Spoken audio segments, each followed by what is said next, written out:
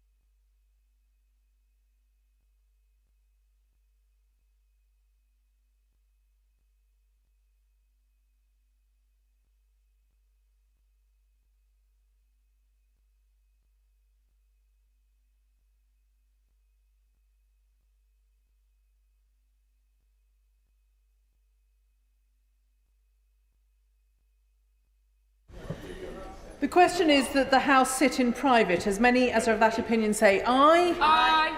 Of the contrary, no. No. The tellers for the ayes are Rachel Hopkins and Katrina Murray. The tellers for the noes, Martin McCluskey and Anna McMorrin.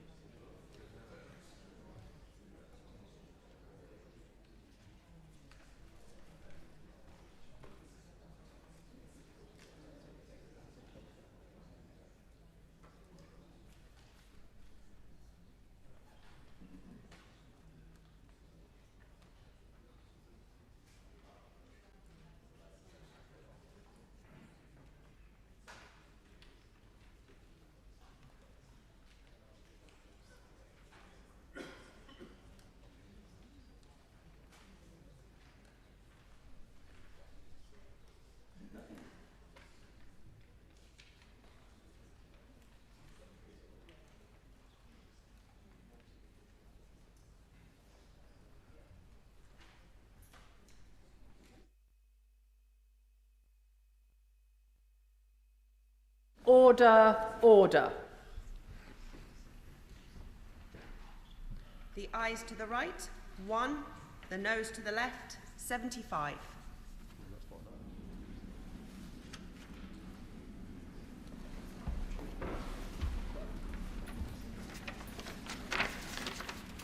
The ayes were 1 and the noes 75. So the noes have it, the noes have it. Unlock.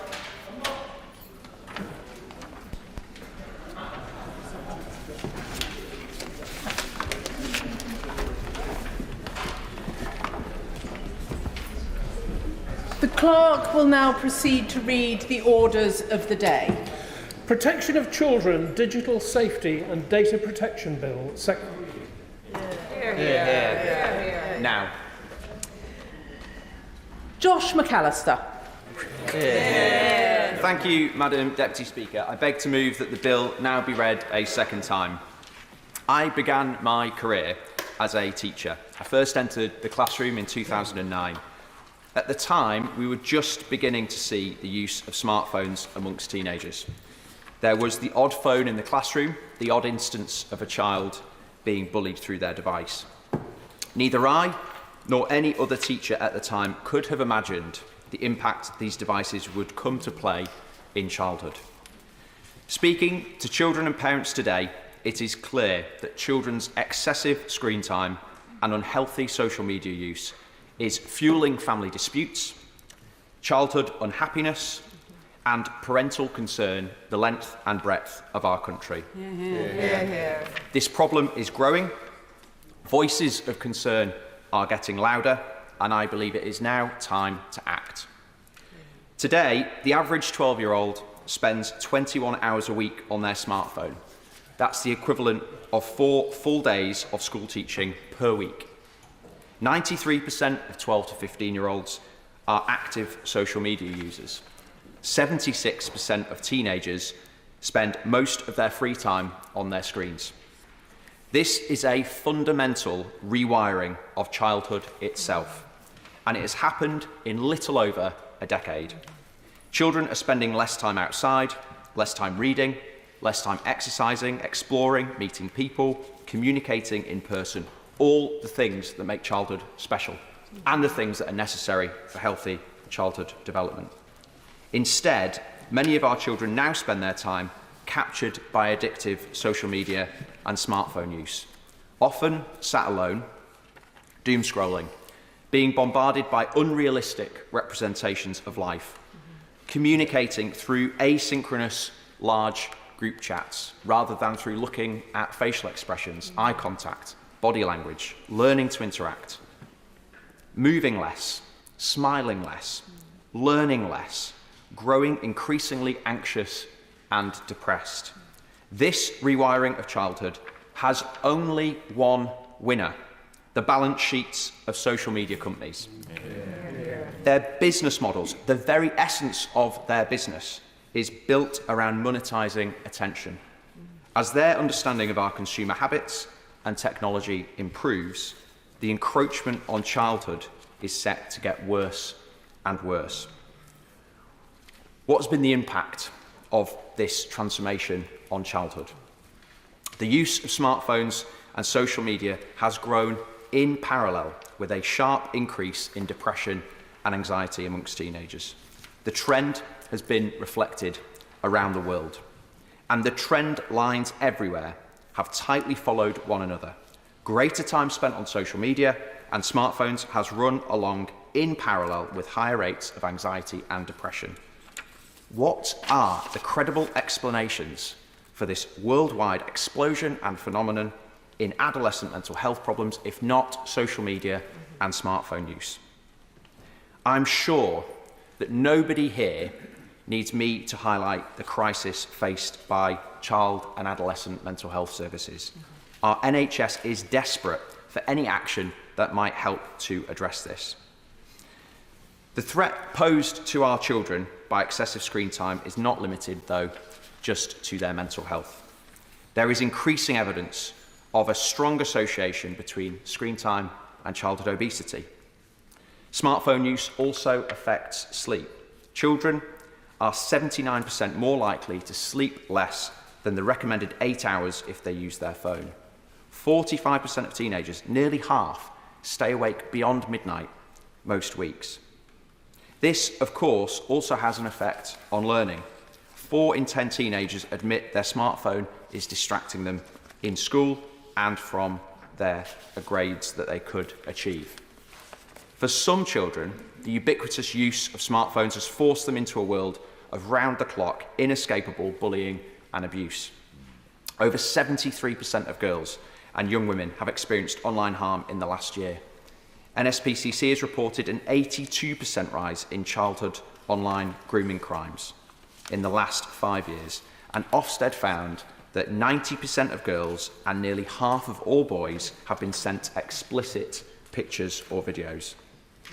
This bombardment on childhood has not gone unnoticed outside of this building. Across the country, the number of incredible campaigners who have built huge communities calling for change have directly led to this debate here today. That's why I need to take a moment to thank all of those who have contributed in some way to the development of this bill and this debate, many of whom are here in the public gallery today. Firstly, I must reserve my biggest thanks to Ben Kingsley of Safe Screens and Joe and Daisy Ryrie and everyone else at Smartphone Free Childhood. I refer members to my register of interests to see the value of the contribution in kind they have made to get us here today, and I'm extremely grateful for all of their hard work and dedication to this cause. Their continued leadership on this issue gives me enormous confidence that laws will ultimately change to tackle these issues. I also put on record my thanks to the tens of thousands of parents who wrote to their MPs via Smartphone Free Childhood, and apologise to the 630 members of this House who got extra emails to respond to in the process. I'll gladly give way. I thank the Honourable Member for giving way. I'd like to associate myself with his warm words for Daisy and Joe, both constituents of mine. Does he also recognise the impact that ambition has had and will continue to have long after this debate? Their dedicated work has helped start real and meaningful conversations about smartphone usage in the schools across the UK.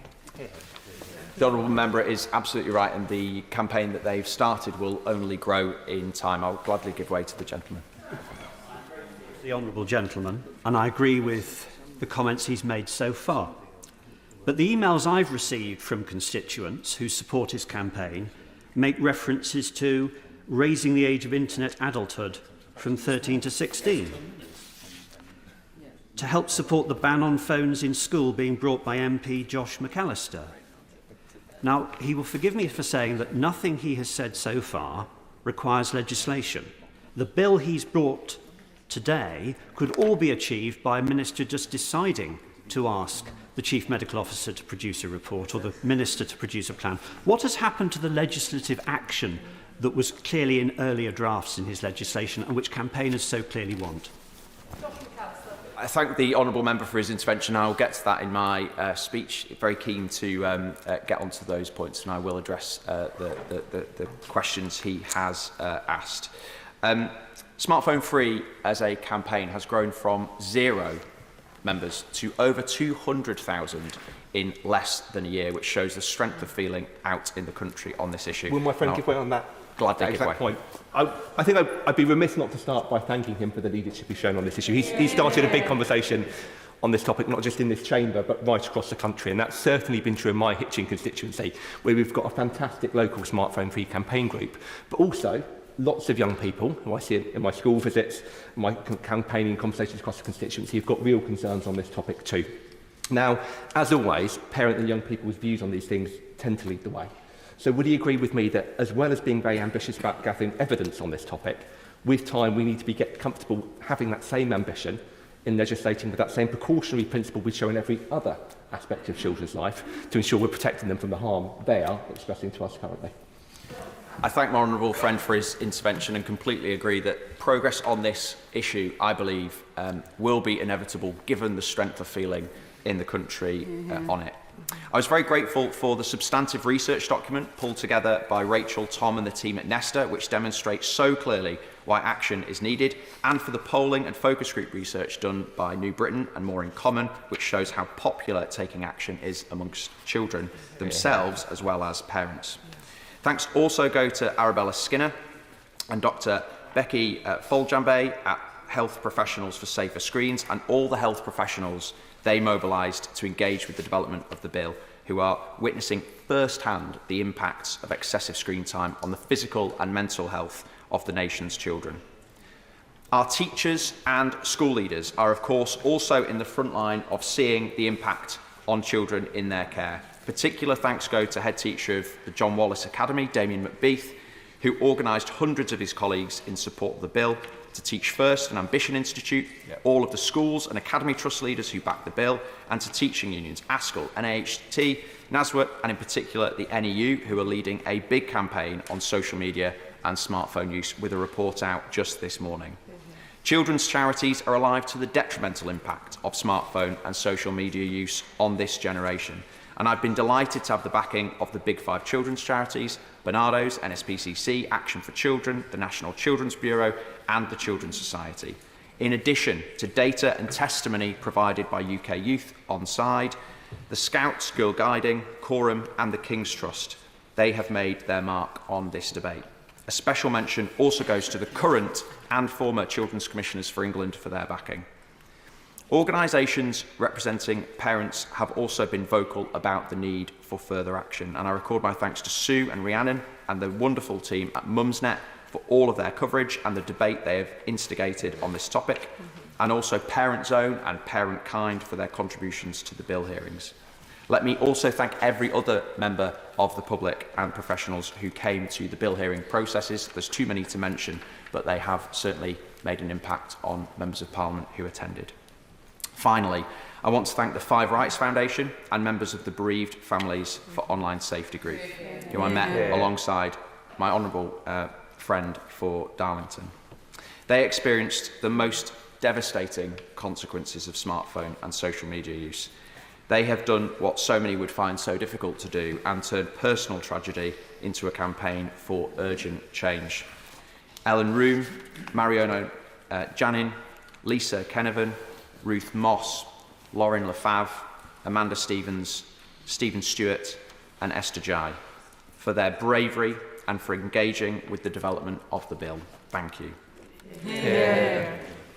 With the problems so stark and the calls for change so loud, what is being done to respond to these issues around the world?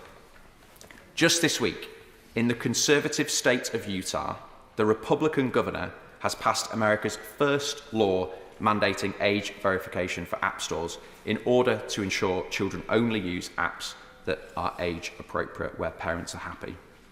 Australia has legislated for an outright ban of social media below the age of 16 that will come into force later this year. Denmark last week moved to ban mobile phones in schools and after-school clubs. Norway last year has increased the minimum age limit on social media to 15 by changing the age of consent for data sharing. France has done the same and has pushed for measures to be taken across the EU. Will it just be British children that are left unprotected against the addictive harms of smartphones and social media? We cannot let this happen, and we must act. It is time we caught up, and that is why I'm so pleased to be debating this issue today, following months of engagement across government and beyond with hundreds of health and education professionals, children's, youth and online safety charities, parents and young people themselves. I introduced this bill because of the stark difference between the conversations taking place out there in the country and the debates we've had in here in the nation's Parliament. It is fair to say that the public are well ahead of politicians on this issue, and today marks progress towards Parliament finally catching up with the mood of the nation. This bill has been drafted to secure explicit government backing. It's been written to achieve change rather than just highlight the issue. That is why the bill before us is narrower than where I started when this campaign began 6 months ago. But I'm hopeful that the Minister will confirm in his response that the government will be taking forward measures in this bill. What does the bill do? Most importantly, it commits the government to come back within a year with a decision on whether to raise the digital age of consent from 13 to 16. Under GDPR legislation, the standard age of consent was set at 16. However, countries could choose to vary it as low as 13. That's what the UK chose to do at the time. The appropriateness of that decision must now be assessed, given the ways in which social media companies are now using teenagers' data to keep them hooked to their platforms. I'll gladly give way. Thank you for all the work that the member for Whitehaven and Workington has done on this issue. Can I ask, when that decision was made for the age to be set at 13 rather than 16, what evidence was used? What detailed work was done by decision makers at the time to make sure that it was grounded in evidence and good for children? Honourable friend, for an important question and point. 13 is the age most countries have landed on as the result of a protracted negotiation in the US Senate about data and online safety many, many years ago. It was not based on evidence. It was based on a compromise at committee in another country. So we really do need to base these decisions on the evidence, and there was no firm evidence for picking 13 over any other age. Alarm bells on this question of data and consent are already ringing, and just this week the Information Commissioner announced an investigation into how TikTok uses 13 to 17-year-olds' personal information to make recommendations to them.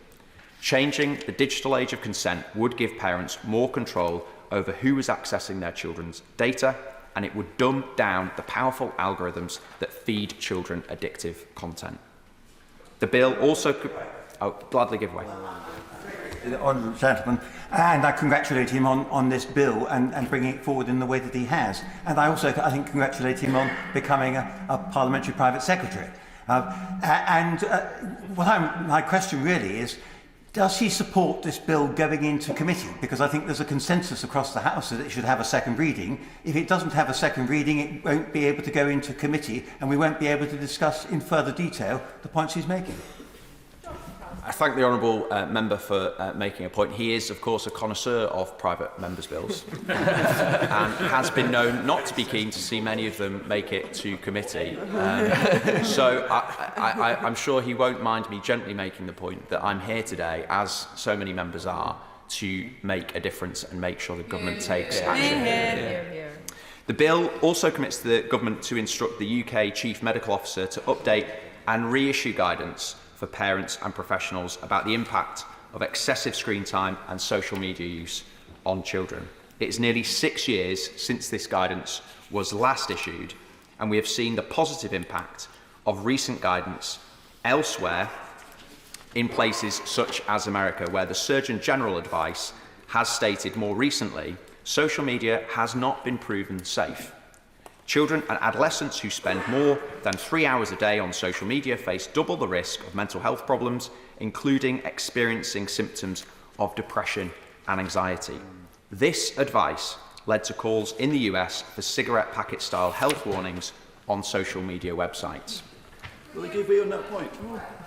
I'll gladly give way and then give way here. I thank the honourable gentleman for giving way and for this important bill and the way that he is presenting it. Just this week I met with Michael Hall School in the Education Centre, the A-level students from this school, who were very concerned about the addictive nature of what they are seeing. And they absolutely want to see action. I really applaud him for listening to UK Youth, the Guides and others who feel exactly the same. What they do want is action now, and I say all power to him and ask through him with the government to really push for some change, because a year or 3 months in childhood is a long time for that addiction to grow and not be challenged. Thank you. thank the honourable member for that point and completely agree that there's an urgency to this issue, and the strength of feeling out in the country, not just amongst parents but children themselves, shows that we should take action. I'll gladly give way. I thank Honourable Fenn for giving way, and I want to put on record my thanks for the national debate he's stimulated in this area, and I think we should all be grateful to him for that. So I did wonder what advice was available already to parents, particularly in Scotland, from the National Health Service there. The NHS Scotland website, I could find no guidance on screen time. My own health board, NHS Lothian, there's guidance for parents with the very youngest of children I could find. Through in Glasgow, Scotland's second city, I have to stress.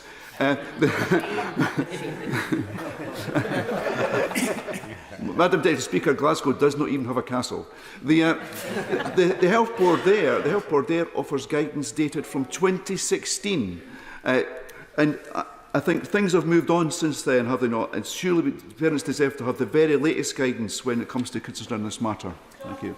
Thank my honourable friend for making those points. And this is why updated advice from the nation's CMOs is so important, because it can cascade through health systems to give guidance to professionals and to parents.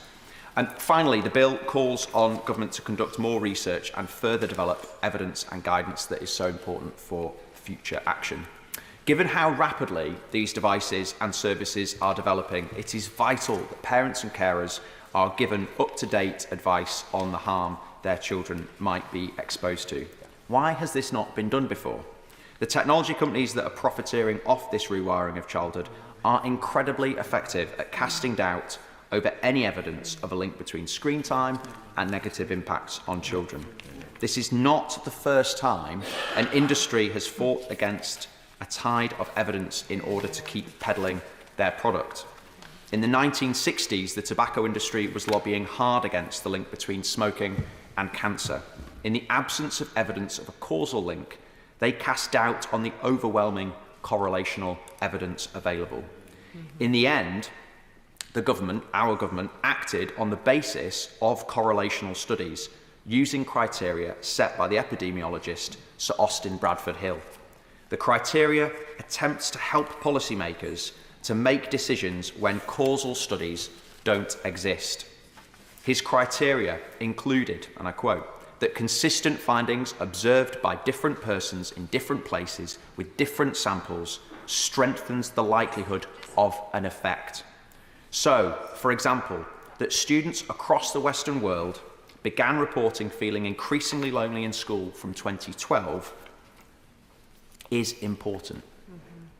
Or another criteria, again I quote, that greater exposure should generally lead to greater incidence of the effect, essentially the dose effect.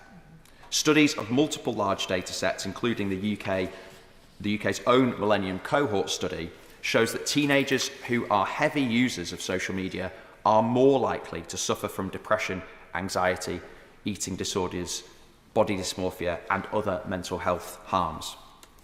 It could take years for evidence of a causal link through scientific studies to be established.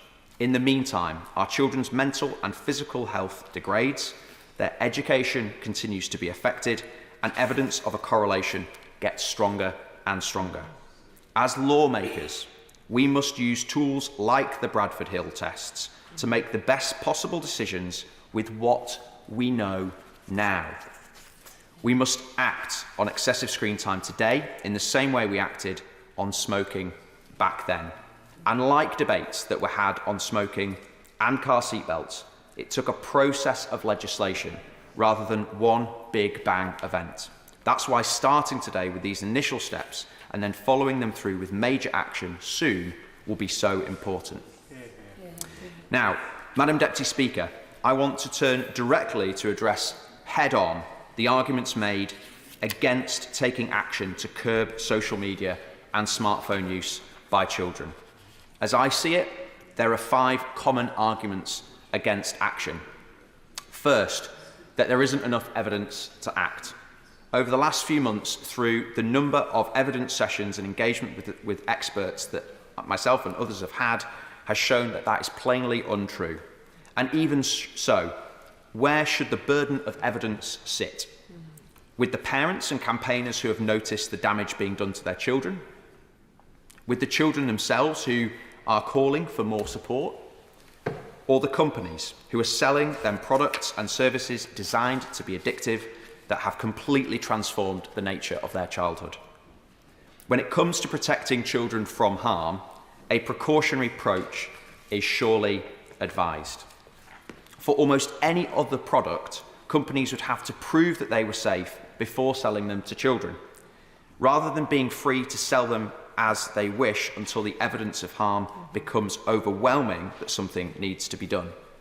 It is instructive that the US Surgeon General advice states that social media has not yet been proved safe.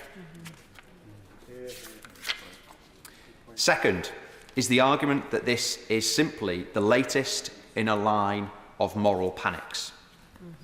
People used to fear that watching too much television would turn your eyes square, or that reading novels in the Victorian era would degrade intellect, or that playing violent video games in the 20th century would turn all our children into thugs. But for every example of overblown moral panic, we have many more examples of genuine public health crises that we took too long to address, but eventually were forced to tackle. Research that has come out this morning from More in Common demonstrates that this isn't an issue of Luddite older generations bemoaning shifting social trends. Concerns about social media and smartphone use are dominant in every single generation. Half of Gen Z regret the amount of time they are spending on social media. The third argument I hear is that the genie is out of the bottle and it is too late to do anything now. While phones and social media are undoubtedly here to stay, their harms don't need to be. Regulation can find a way of allowing children to experience the benefits of this technology without being exposed relentlessly to its harms. Just as introducing seatbelt laws saved thousands of lives from road traffic accidents without killing off the car industry, introducing a virtual seatbelt can protect children from excessive screen time. Both action in other countries and our own experience, early though it is, with the Online Safety Act here in the UK, have shown that tech companies are not beyond the power of governments. The fourth argument that tends to come from big tech themselves is that proper age verification is too difficult, age restriction unproven, that the technology doesn't exist or is imperfect. Companies like Yoti and many other age verification platforms show that this is no longer the case. I'm also a technology optimist.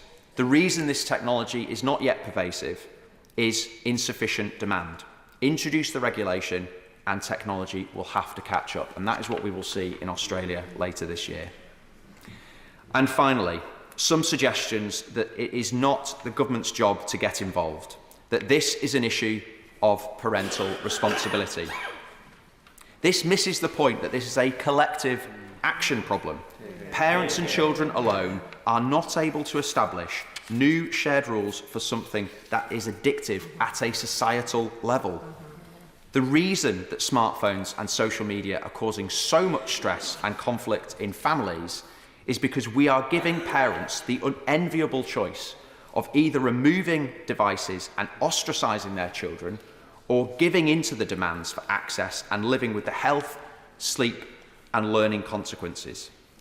Added to this, not only are parental controls at device, operating and app level confusing and opaque, but our own existing data law gives children as young as 13 the power, which means that they can opt out of these parental controls in year 8 of secondary school.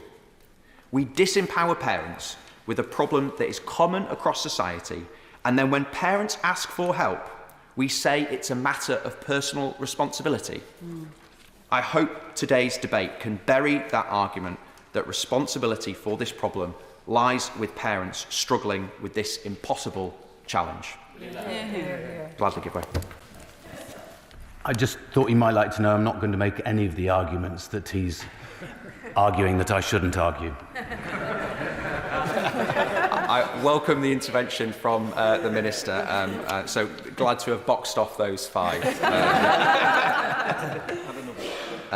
Madam Deputy Speaker, there are moments when politics falls behind the public mood. The process and traditions of our democratic system make it difficult to keep up with the rapidly evolving world of tech and social media. But this Parliament works best when it is a reflection of the problems and concerns of the people and a chamber for earnest problem solving and action. Over the last few months, I've been encouraged by the sheer volume of support for this bill and this debate. That support comes from across the country, across the ages and across the House.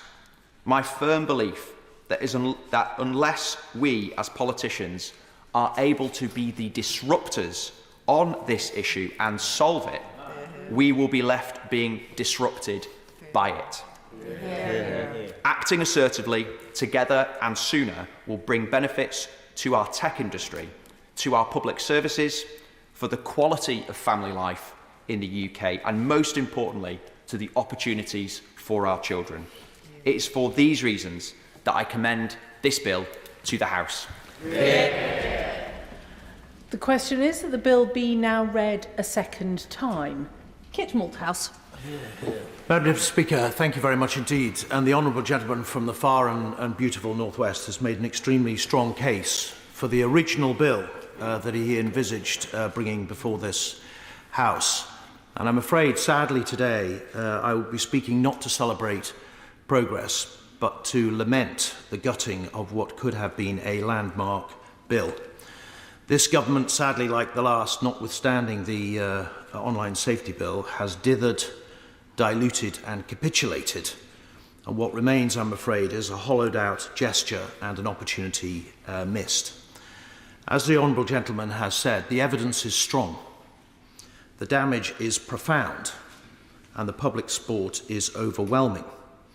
Documentary after documentary is detailing the significant damage that is being done to our young people on a daily basis. Parent after parent in millions of homes across the land are screaming for help and assistance from the government.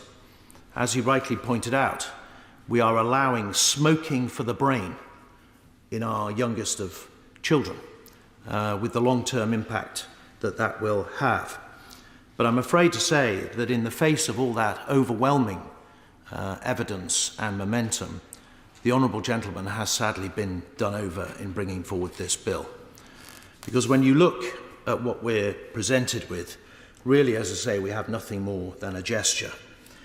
The first point is that the CMO should bring forward guidance. Well, I have to tell the honourable gentleman, I'm sure he knows already, there is plenty of guidance out there already for parents. The NSPCC have online guidance, Internet Matters has online guidance, lots of organisations, including schools themselves, are issuing guidance for parents. In truth, the CMO producing guidance within 12 months will be no more effective than they are. In fact, possibly less. As he pointed out himself, we're dealing with a collective action issue here. You can issue guidance and a small percentage of parents may pick it up and observe it, but if they fall below 20%, then so strong is the peer pressure and so addictive is what we're dealing with that they end up in, as he pointed out himself, screaming matches with their teenage children on a daily basis. By all means. I thank the honourable gentleman for giving way.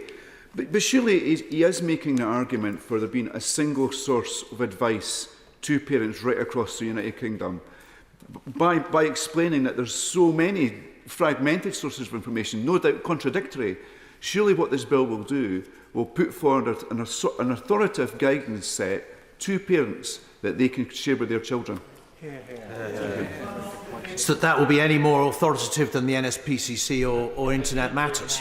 And as I say, the point I was making is not necessarily that the guidance is going to be pivotal, but that we need to get to a critical mass of observance before guidance is likely to have any impact. And the original bill as proposed, in my view, was likely to do that, not least with the ban in schools, which created a kind of nucleus of clear space for children, which could be translated into homes. And many members may have heard this morning on the BBC a short piece from Fulham Boys School, who have an absolute ban on even bringing a smart home to school.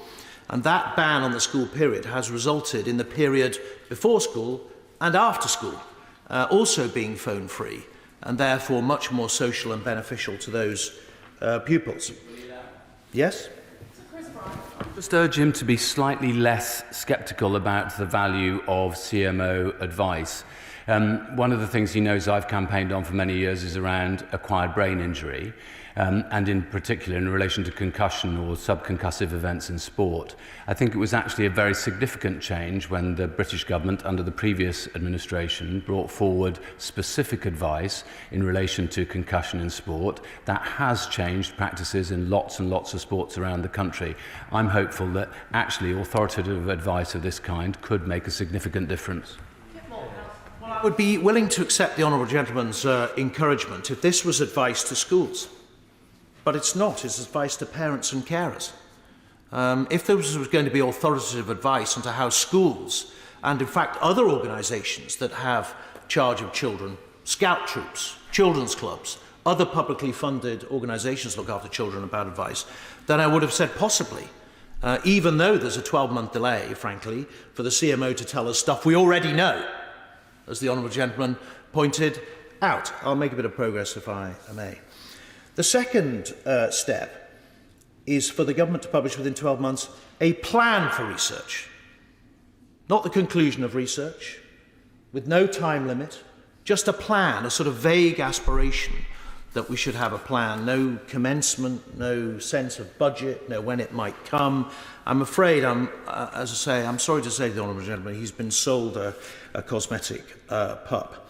And then finally, on the third point, that the government has to publish this assessment, whatever that may be, fundamentally, as far as I can see, to tell us something we already know, which the honourable gentleman illustrated extremely vividly. Madam Deputy Speaker, we should all be furious about this. We should all be furious about the delay and the prevarication that is being injected into what could have been a huge step forward for parents and children. By all means. I think I'm one of those people who is very angry about this, and my right honourable friend is a co-sponsor of this bill, so his disappointment must be even greater. But would he agree with me that one way forward would be for this bill in its present inadequate drafting to be get its second reading and then go into committee, and then the people's representatives in committee would be able to restore the bill into something what they expected? Well, I was going to come on to that later, but I think the honourable gentleman is completely right. Would the honourable lady like to intervene? The honourable gentleman for giving way, and I support very much what he's saying about the need for urgent action. So I would just like to ask the honourable gentleman what conversations were had before July the 4th last year about tightening up legislation around smartphones, because this problem didn't start on the day of the general election, and your government had the honourable man. Well, I'm grateful, and as I said at the start of my speech, I lament the dithering and delay by the previous government too. There were attempts by backbenchers, and I was for the last 2 years of the government, by backbenchers to change the online safety bill to take exactly these sort of measures, which was again rebuffed by the ministers at that stage, and I regret that completely. To me, this is a national, if not international, emergency about which we are being far too passive and complacent. And I'm not necessarily making a political point about this, but this is about the weight of government and, frankly, the weight and influence of big tech against the health and welfare of our children. That applies to governments of all stripes in all countries across the world. But it's not just we in this chamber who should be furious. There should be plenty of people out there in the country who should be furious, because there were two key things that were promised in the original bill. First of all, an absolute school ban. All members will know that when they go to visit schools, one of the features that is coming through very strongly when they talk to head teachers is about the increase in parental aggression towards schools. the source of conflict at the school gate around all sorts of issues, not least the use of phones in schools. And by advocating a complete blanket ban on phones in schools, we were removing, at one stroke, a source of conflict between parent and teacher, as well as at the same time creating completely clear space for those kids to concentrate on their education. In school upon school across the country, they are bringing in their own policies, often in the teeth of parental and opposition from the children too. And their life is made immeasurably more difficult by not having an absolute ban. The second thing that was promised, and why we should be furious, was the raising of the digital age of consent. By not doing so, by not including this in the bill, we are consenting to those tech companies, as they have admitted in meetings in the run-up to this bill, in using children's data to addict them to their services. We know this happens. We see it happening. Anybody who has a teenage child that tries desperately to move them off from cradling this precious phone at the dinner table, even watching TV at the same time, they can't get away from their phone, would realise the addictive nature. And the fact that neither of these two steps is now in the bill, I'm afraid, is deeply, deeply lamentable. It feels to me as if the government has capitulated to big tech. I had a look online to see, and I'm not casting aspersions, but it'd be helpful if the Minister could tell us in his remarks what meetings he had with big tech companies in the run-up to this bill, and whether he's consulted or spoken to them. Well, that's useful to know. He's indicating zero. Well, I cannot then understand why the government has pressured the new member for Workington to produce what is frankly a cosmetic pup, betraying our children and capitulating to big tech. I'm afraid this bill is a shell of what it could have been, and as a result is yet another missed opportunity to improve the lives of our young people. Thank you, Madam Deputy Speaker. I would like to start by paying tribute to my honourable friend, the member for Whitehaven and Workington, on introducing this bill and on all of the work that he has done to advance the debate on the need for action to halt the harms caused by mobile phones and screen time to our children and young people. Less than a year ago, in the last Parliament, the Education Select Committee published a report on the impacts of screen time on education and well-being. Based on a careful examination of the evidence, the committee concluded that the harms of screen time and social media use significantly outweigh the benefits for younger children, whereas limited use of screens and genuinely educational uses of digital technology can have some benefits for older children. It is worth restating the evidence that the committee looked at. We have seen a 52% increase in children's screen time between 2020 and 2022, continuing to rise since that time.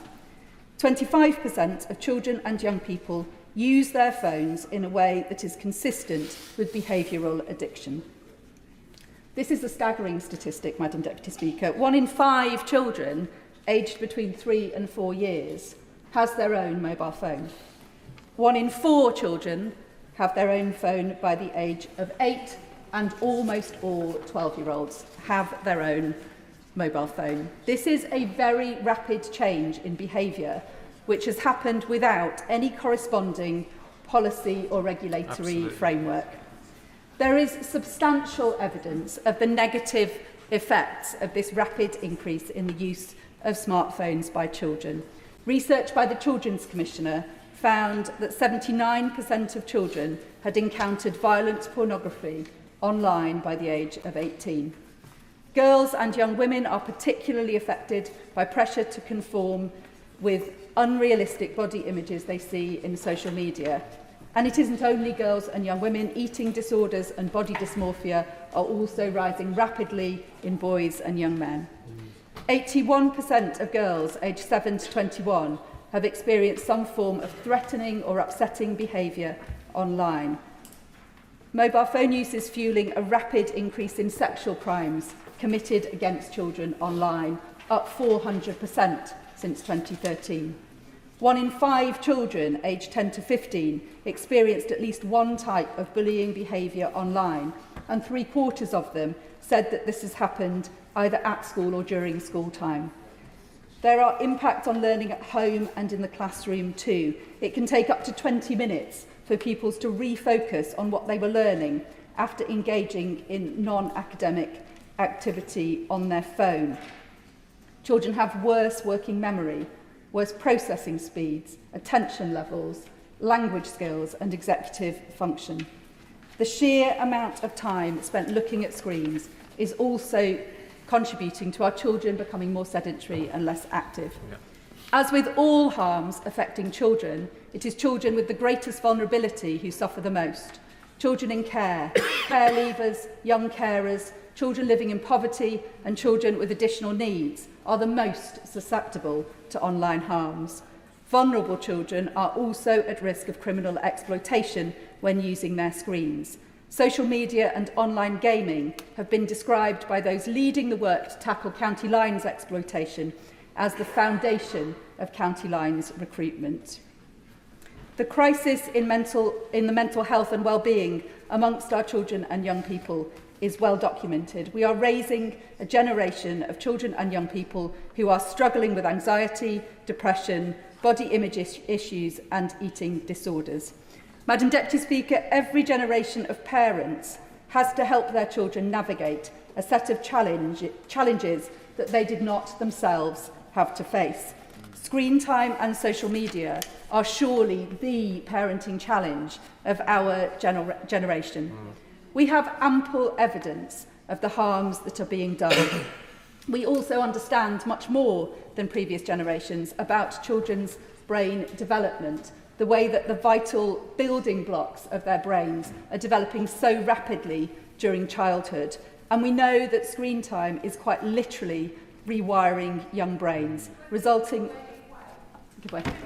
I thank the Honourable Lady for kindly giving way and found her speech absolutely fascinating, because it's reflected my inbox from my constituents, from both parents saying we need the help and also those youngsters saying we know our concentration levels at school are affected, we know it's an addiction, it's uniting families in that way.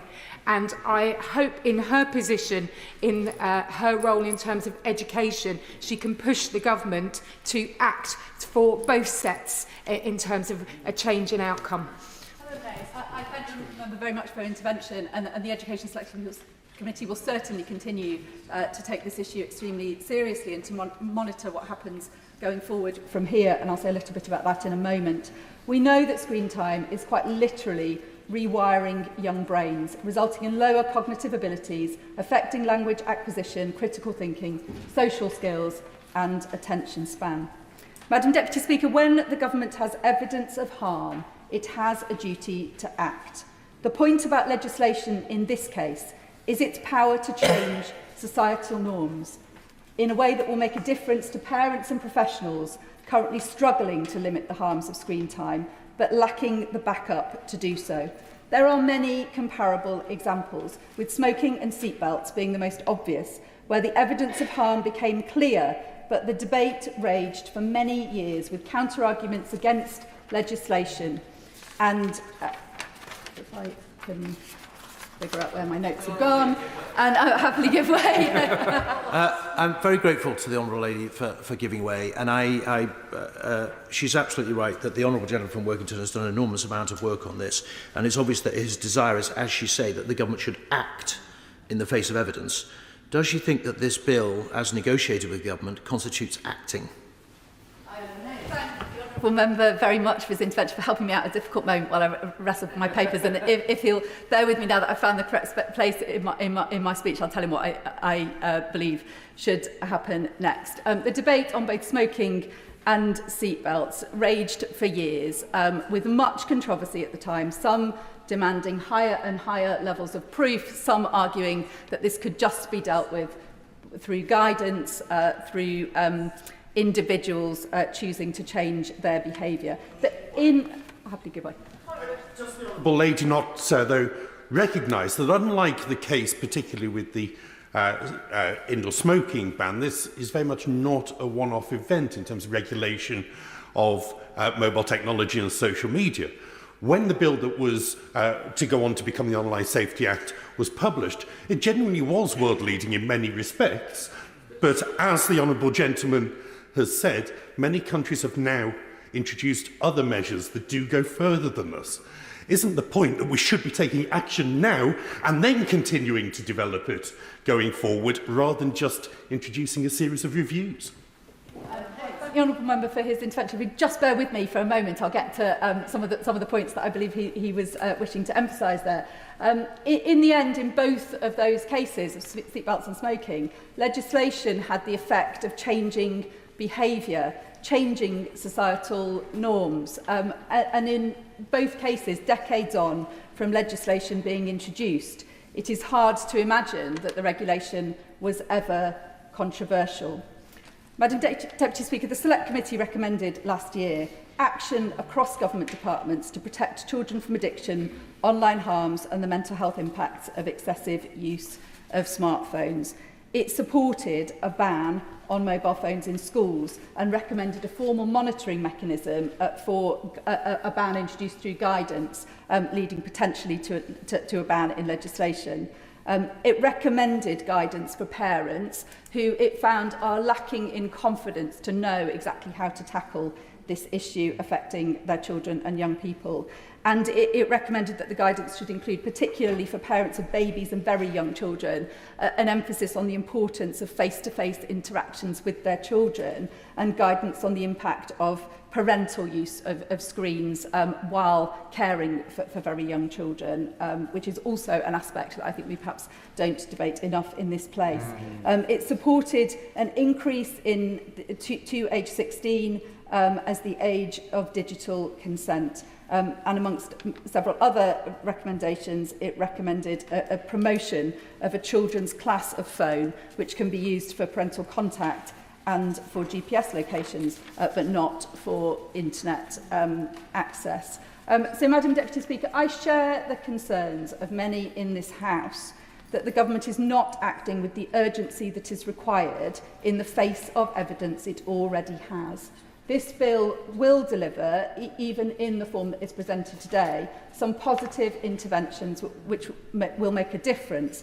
But I fear that the government is doing too little, too slowly on this issue.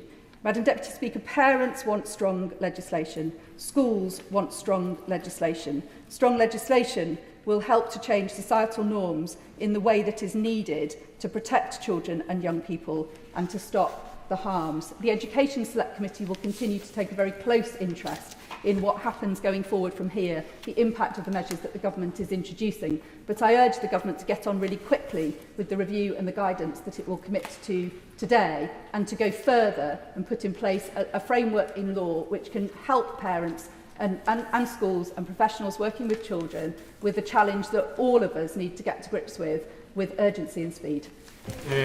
Rebecca Paul. Thank you, Madam Deputy Speaker. I am pleased today to speak in support of the Honourable Member for Whitehaven and Workington's Protection of Children, Digital Safety and Data Protection Bill. And I must first start by declaring my interest. I am a mother of 3 children who enjoy nothing more than staring at their screens day in and day out. If they could, they'd be on them 24/7. Exactly. No longer are our children clamouring to go out and play or see their friends. Instead, they want to do everything through a screen. They want to watch endless YouTube videos. Yes. I never realised the unpacking of a toy or a slime-making video could hold such interest. It seems they take their joy in watching others do things online instead of actually doing them in the real world. Exactly. Even rather bizarrely, the playing of a computer game. Exactly. Yet I would be a hypocrite if I didn't call out my own behaviour on this front. I too am addicted to my phone. Yes, I need it for this job so I can justify some of my use, but I often find myself endlessly doom scrolling, and I'm too embarrassed to tell you the amount of hours I spend staring at it every week, Madam Deputy Speaker. But at least my addiction started as a fully developed adult after a childhood of play and socialisation where I learnt those much needed life skills. This generation of children isn't so lucky. The huge amount of time spent online is incredibly damaging in so many ways. It is no coincidence that we see a mental health crisis in our young people at the same time as mass adoption of smartphones and access to social media. Some may underplay the importance of social media and screens in the challenges we face today as a society, and indeed it can be difficult to conclusively prove the role of one particular factor in the effects we're currently seeing. But I would suggest when it comes to our children, we should always err on the side of caution and protect them from potentially harmful influences. In a recent survey, social media and excessive screen time was ranked as the top issue affecting children's mental well-being. To put that in context, it was ranked higher than alcohol and bullying. Another significant risk to mental health is exposure to harmful online content. This is something I am incredibly concerned about, especially given the proliferation of extreme pornography, harmful content, and unrealistic body images. If children spend all their time in this fantasy world that is completely disjointed from reality, it is of course going to change how they view people, relationships, and the world in general. This is supported by Ofcom's 2024 research, which found that older teens are indeed finding it harder to distinguish the real from the fake online. And the more mundane things in life that don't trigger a dopamine hit seem an even less appealing way to spend time to a child jacked up on likes and shares. Their attention spans getting shorter with an ever-increasing need for higher levels of stimulation. Is it no wonder that our children seem less interested in reading a book or baking a cake nowadays? The evidence from health professionals for safer screens shows that children who routinely spend extended periods on their smartphones have poor eyesight, inhibited speech and language development, interrupted sleep, and rising rates of anxiety. We are allowing our children to become addicts. And social media is designed with exactly that in mind, Madam Deputy Speaker. It is meant to be addictive and compelling. It wants users to stay online for prolonged periods and to keep engaging with content. Those of us who use it ourselves know this all to be true. So how on earth do we expect our children to manage and moderate appropriately? In Ofcom's 2024 research, they reported that overall use of social media sites or apps among all 5 to 7-year-olds has increased year on year. Online gaming for this group has also increased significantly, as has the watching of live-streamed content. Under current data protection law, the age at which children can access Information Society Services, ISS, is 13. ISS includes most social media platforms and content streaming services.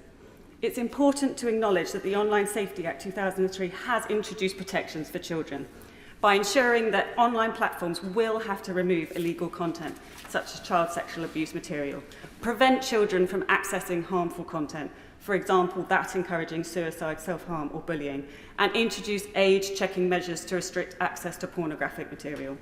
These are all much welcomed improvements, but they need to be put in place at pace and be effectively enforced.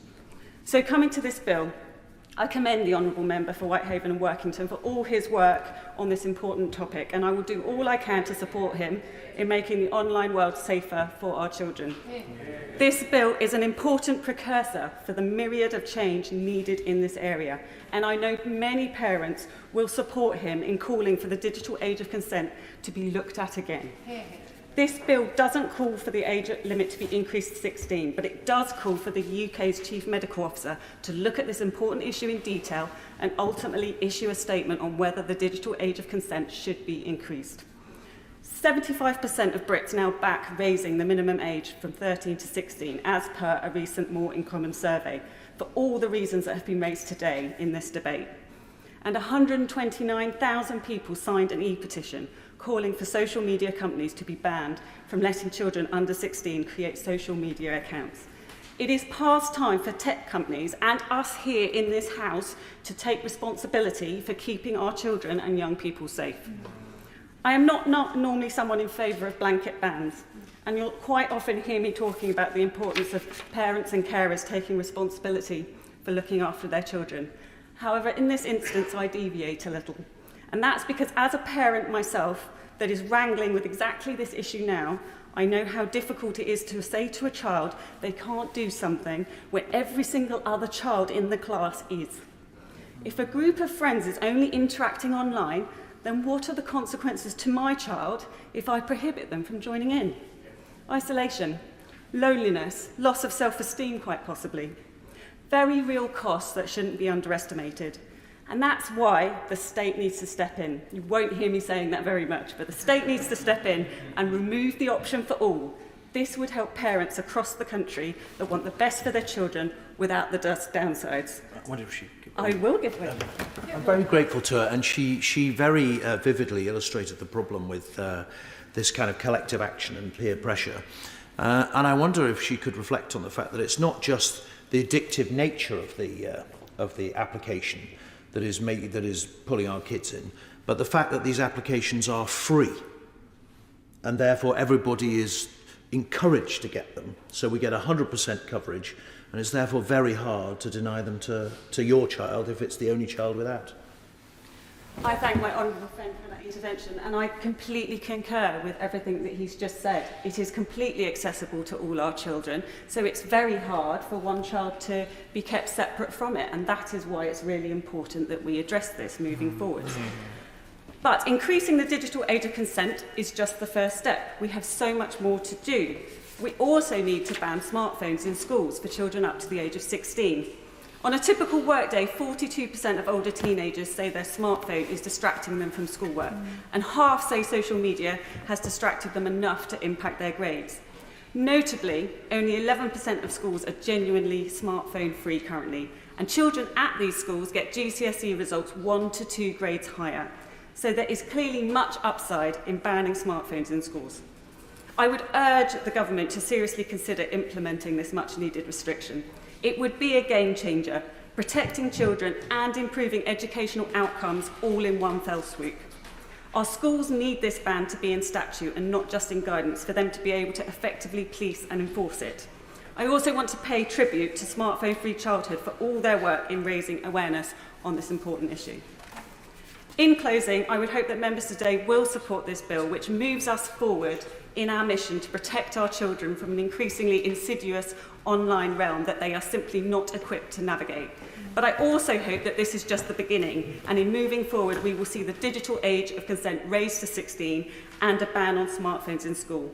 The value from these two changes alone would be huge for our society and would ensure the well-being of this generation and future generations of children are safeguarded. Yeah. I cannot think of anything more important. Here. Richard Quigley. Thank you, Madam Deputy Speaker. I didn't actually pick my notes up then. I was expected to be called so quickly. Thank you. I come to this debate as somebody who first bought a first mobile phone 30 years ago at the age of 23. I was hoping you'd look more surprised at that than you are. I remember very much... I very much thank you for the interruption. I very much remember the joy of phoning the landline of my housemates from bed and asking them to bring me a cup of tea, and the excitement of sending and receiving my first text message, and the infantile joy of playing Snake whilst waiting for a train. But no one would have predicted where we would be by this point, and I thank my honourable friend for introducing this bill, which is an essential step forward for online safety. It demonstrates not his genuine commitment to addressing this critical issue, but also raises awareness both in this place and across the country of the pressing need for a legally recognised age of internet adulthood to correspond to the very adult content available online. For too long, tech bosses have moved forward unchecked, while our children bear the consequences of algorithms that, at best, are designed to create a generation of screen addicts and, at worst, expose young people to harmful and disturbing content. 15 years ago, many tech leaders claimed that the rising mental health crisis amongst children and young people was unrelated to screen use. However, emerging data now refutes this, with a study from King's College London revealing that nearly 25%, or 1 in 4 that still use old money, of children and young people engage with their smartphones in a manner consistent with behavioural addiction. Indeed, we aren't dealing with the same passive tech bosses who were satisfied in just promoting this addictive quality to sell them to children. As even in the past year, the digital landscape has shifted so much that some tech bosses are actively refusing to remove content from their platforms, such as violent material and eating disorder content, under the guise that doing so would infringe on these individuals' free speech. As we all know, there is a considerable disparity between the two, which is why I strongly support raising the age of digital adulthood. This issue is particularly urgent in my constituency of the Isle of Wight West, where young people face some of the highest rates of under-18 mental health and self-harm related hospital admissions in the South East and amongst the highest in the country. However, accessing the necessary report is made even more difficult by Ireland's isolation. The high cost and limited availability of ferry travel, you were waiting for that, I know, creates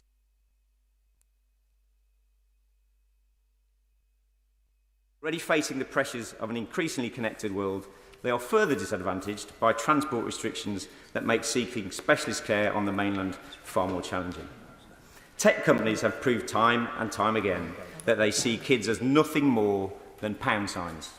The more time they can keep children glued to their screens, the more money these platforms make. And they achieve this by maliciously harvesting their data and using it to push content designed to keep them hooked, prioritising what's most addictive over what's safest. By prohibiting tech companies from collecting data from under-16s, this bill would aim at the heart of the exploitative algorithms designed to keep young users online for longer. It ensures that children are no longer targeted with addictive content designed to prioritise profit over their well-being, and I support this bill. Caroline Bowden. Thank you, Madam Deputy Speaker. I'd like to begin by congratulating the member for Whitehaven and Workington for bringing his private member's bill to the House, and I'm proud to be one of the co-sponsors. It has clearly been a complicated journey to get to this point, and the bill may not resemble quite what he originally had in mind, but the sheer fact of bringing this bill forward has lit up a national conversation about the impact on our children of smartphone use and social media. A conversation that was growing ever louder, but which has now spilled over passionately into the inboxes of nearly every member of this House. This bill may not be as ambitious as some would like, and the wheels may turn slowly in this place, far slower than the lightning pace of modern tech. But I would like to assure every one of my constituents in South Devon who wrote to me about the bill and who campaign loudly on this topic that their voices have been heard, and that within the bounds of our political system, we as MPs and as parents and grandparents have not only heard them, but we share their concerns. I hope that today is just a first step in a journey which will be far-reaching and hopefully fairly swift. I know I'm not alone to be somewhat disappointed that the bill we see today is but a shadow of its former self, and that the government has been so timid in what it is willing to do to try and save our children and young people from something that is clearly causing them considerable harm. Which is why the Liberal Democrats have decided to pick up the baton and table an amendment to the Data User and Access Bill. Our amendment will call on the government to bring UK data into line with many other UK data law into line with many other European countries by raising the minimum age a user must be before an internet company can collect, process and store their data without parental consent to 16. I do look forward to seeing the guidance from the UK Chief Medical Officer on the impact of smartphones and social media on children. 6 years is a long time in the tech world, and we know that much has changed since this guidance was last written in 2019. And I also welcome funding for more research into the impacts of social media and phone use. I expect the new research will not differ too much from what has already been written, following studies from various developed countries, including the UK, Japan, Canada and Australia. That over the last 10 years, a period in which smartphone usage has exploded, the number of mental health admissions to hospital in teenagers has risen by 65%.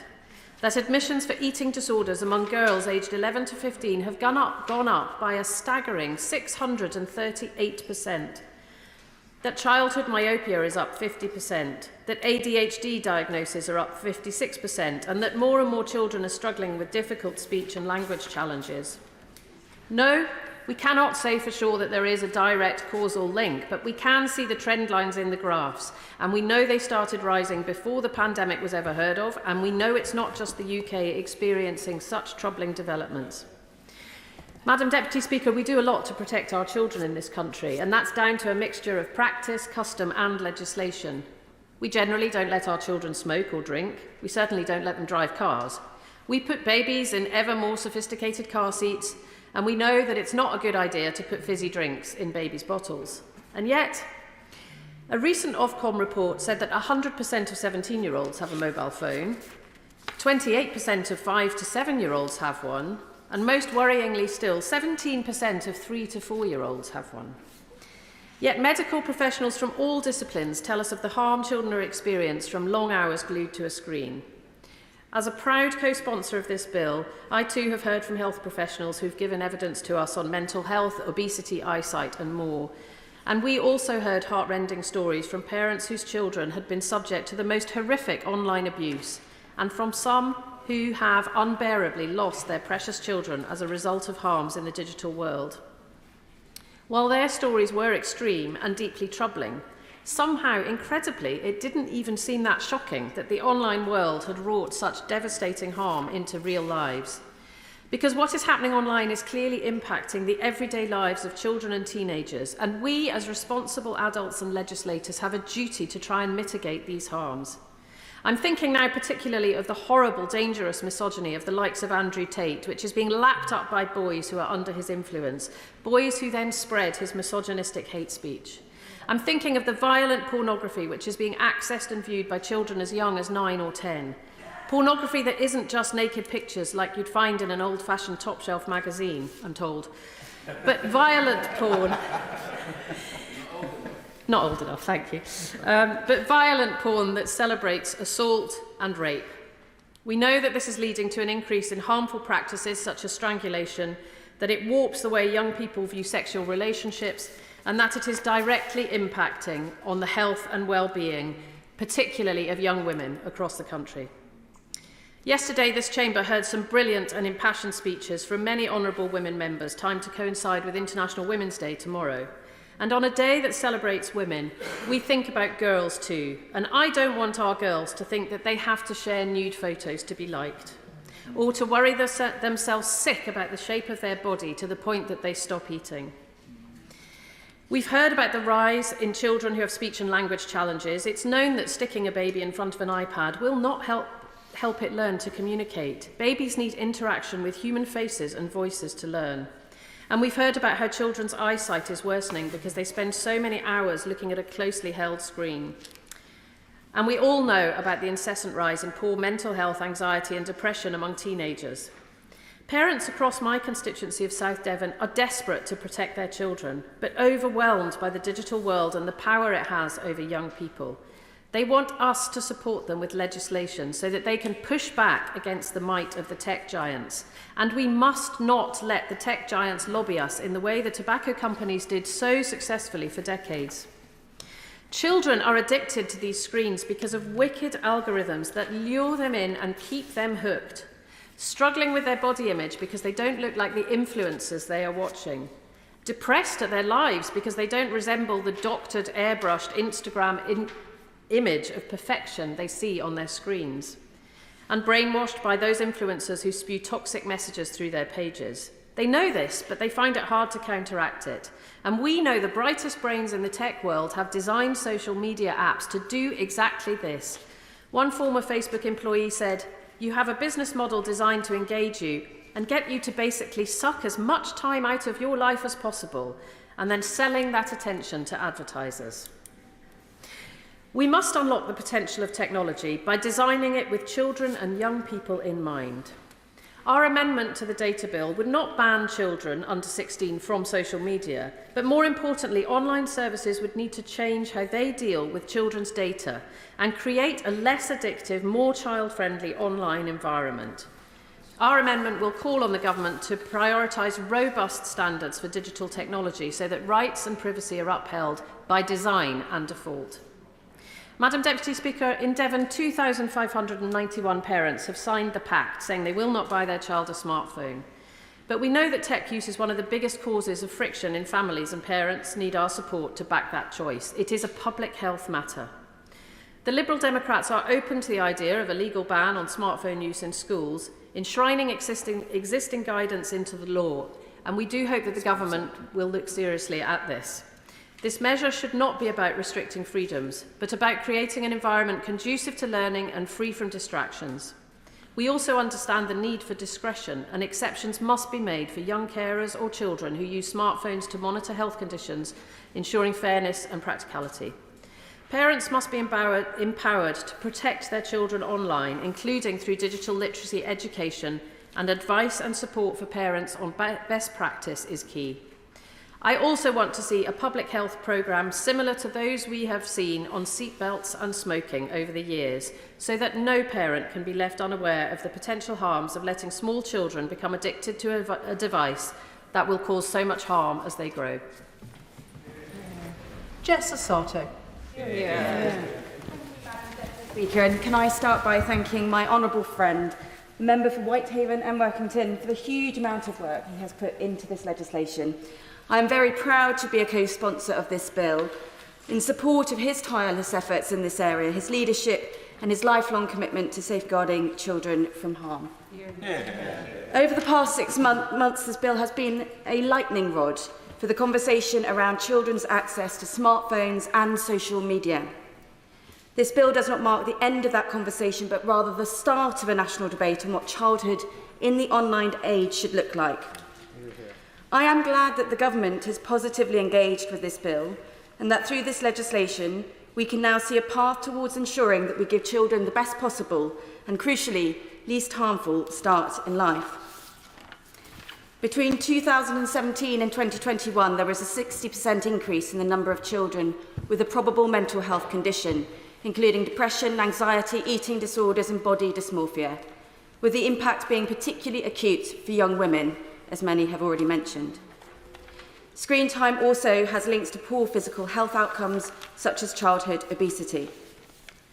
I was particularly concerned to learn in one of my honourable friend's bill hearings about data linking screen use to short-sightedness and worse eye health. A report from the College of Optometrists in 2023 found that cases of myopia among children aged 5 to 16 have risen by 12% over the last 5 years in the UK.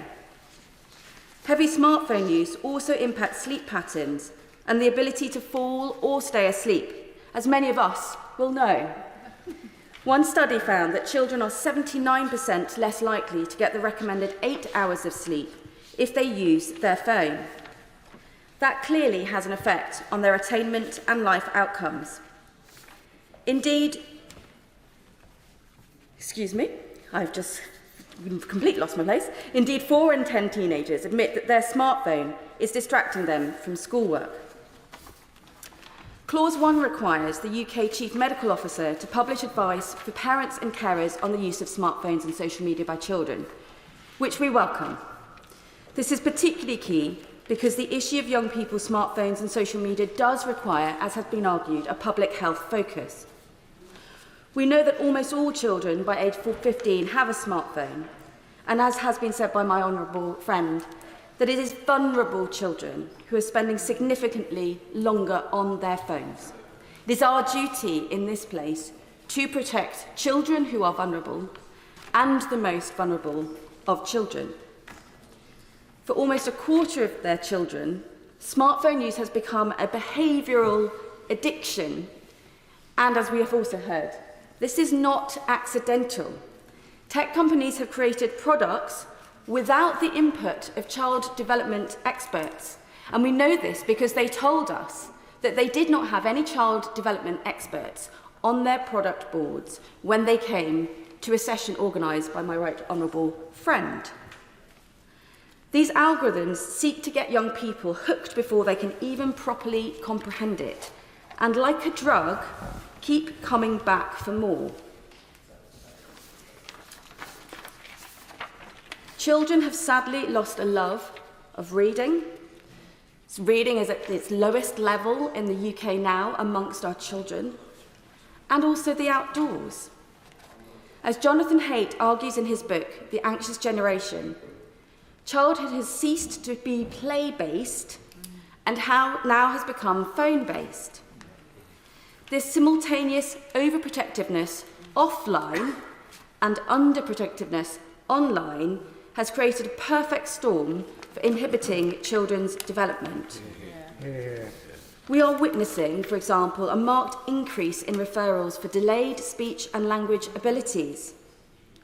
There are now pram adaptations for babies and toddlers to watch smartphones, rather than learning from the stimulus of the real world around them.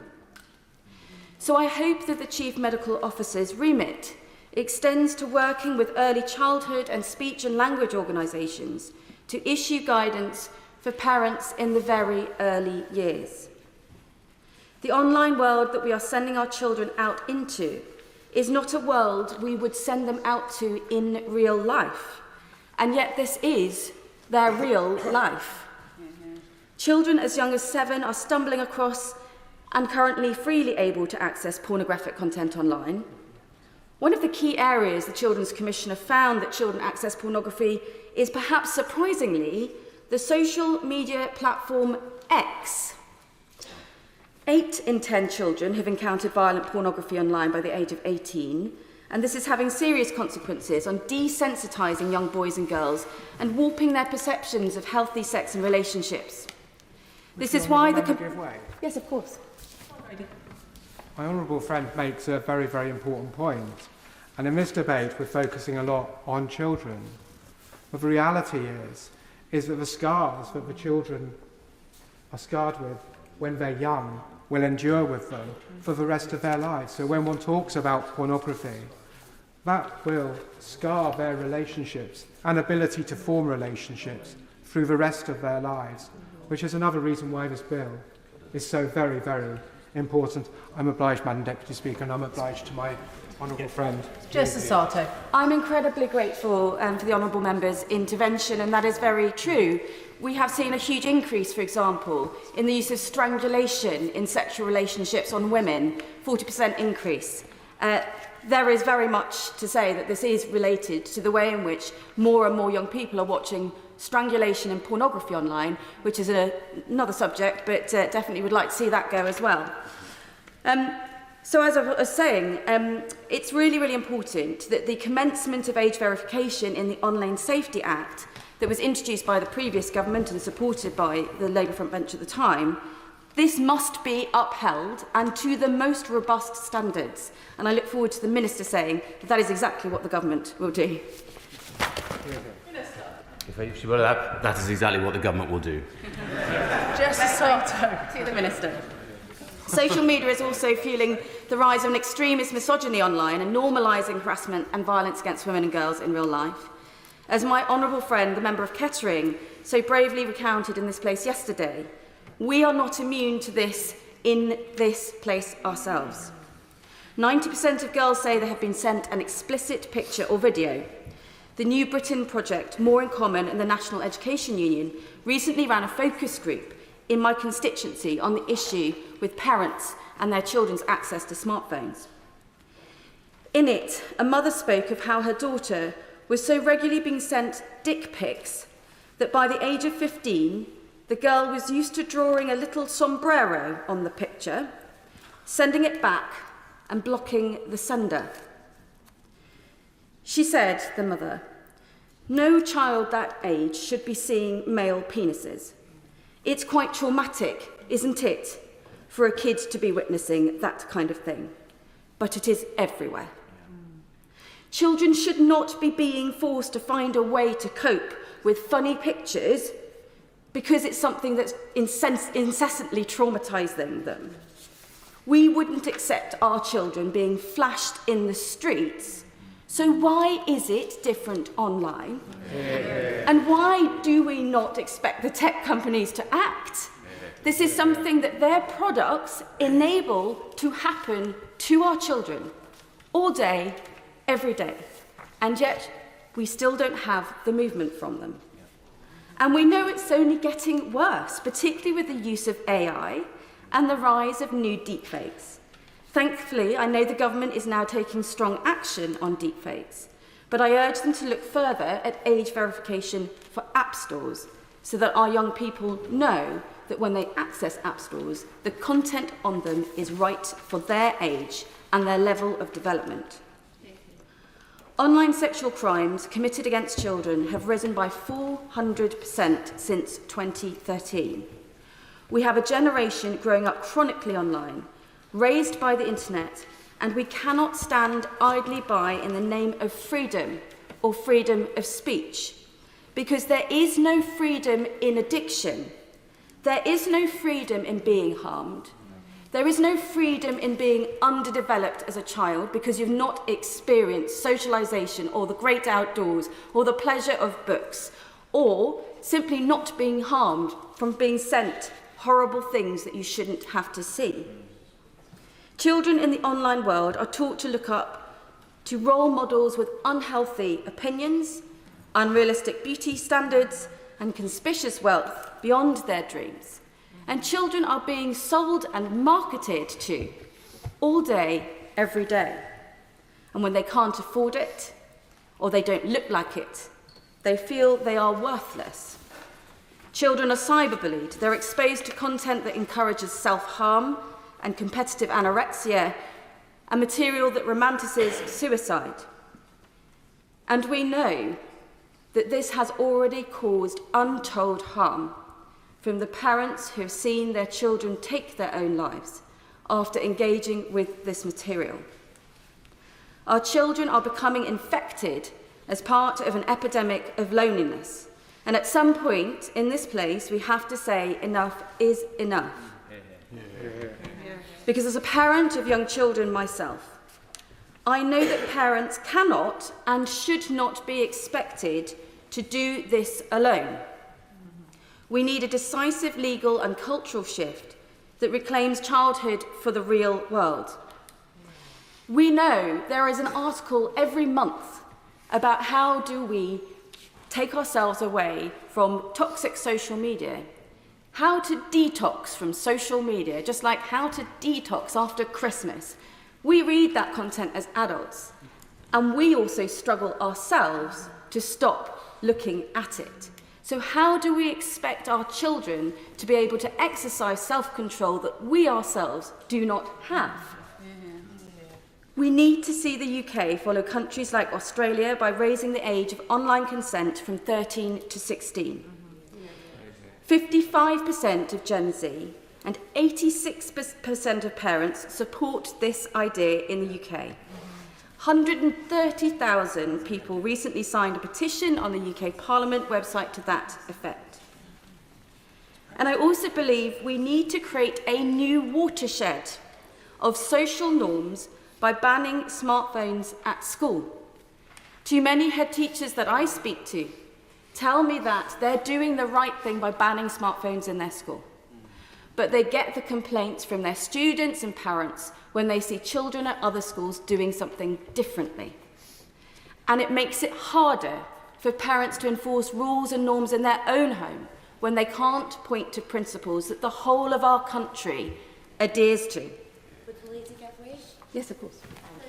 I wonder if my honourable friend would like to join me in congratulating Anna Sarwar, the leader of the Scottish Labour Party, who just 2 weeks ago announced that he will be banning mobile phones in schools across Scotland. Sarto. I thank my honourable friend for her intervention and, of course, Sharon, her remarks. Parents and future generations will not forgive us if we don't act swiftly. I am hopeful that in the government's assessment as part of Clause 3, we will finally see a recognition that the status quo is not working for children or parents and that radical action is needed. Only then can we work to ensure that children are able to grow up and develop without trauma, without harm, and without being addicted to being harmed and traumatised. This bill gets us closer to that, and I'm happy to support it. Damien Hines. Thank you, Madam Deputy Speaker. I suggest there are many things we worry about with our children's use of phones and social media, but broadly speaking, grouped into three categories. The first is about content, from pornography and violence to the insidious effects of curated lives and influencers and celebs on our children, on their sense of self-worth, on their body image and so on, through to dodgy news and views propagated across the internet, not by worth, let alone veracity, but by engagement and likes. And all of these things with vortexes that children can get sucked deeper and deeper into. The second is about contact. Contact in the worst cases for child abuse and the generation of child sexual abuse material, through to at a lower level contact that can be from other children, and what we call in this house cyberbullying. No child ever uses that phrase. They just talk about people being very mean to each other online. And then the third area is about time. The sheer amount of time that gets sucked out of these children into these activities. And it is the compounding factor, because it is the thing that makes the other two things, content and contact, worse and more risky. It also has an effect on children's sleep, on their concentration, even on their physical development. And it crowds out the other things that we want children to be doing, and children themselves want to be doing when they do them.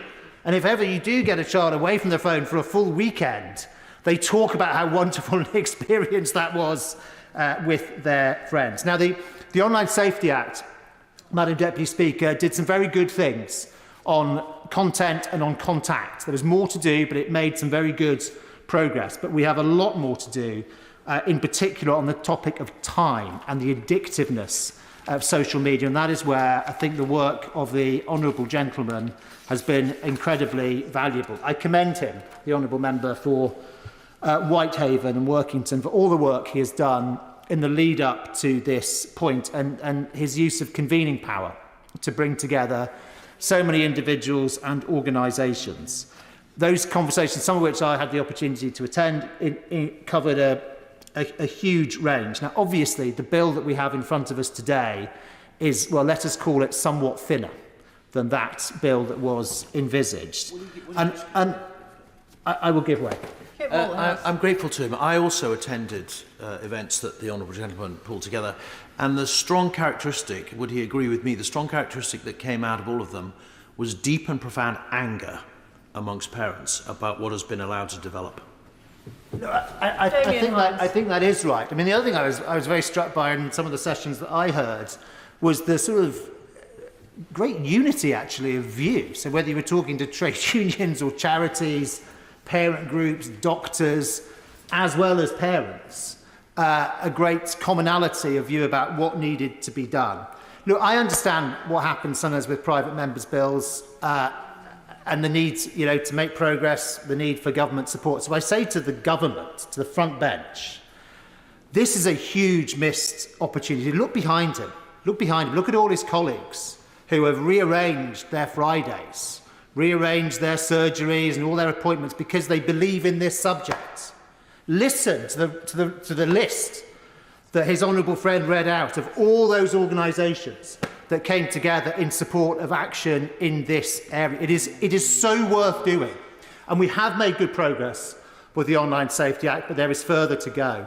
And there are things you can do with a private member's bill, which it is harder sometimes to do with government legislation because of the party political controversies that come in. And this is a missed opportunity because this may well be the only private member's bill with a good chance of success at the top of the ballot that happens during this entire Parliament. Now, the bill as drafted is unlikely to require this House to divide because there is not much in it that anybody could disagree on. So I will, if I may, Madam Deputy Speaker, focus my comments on the themes that may be covered within those things that the bill envisages. In other words, the CMO's advice for parents on the use of smartphones and social media, and the plan for research that the Secretary of State will prepare on the effect of the use of social media on children and the appropriateness and effectiveness of the so-called digital age of consent.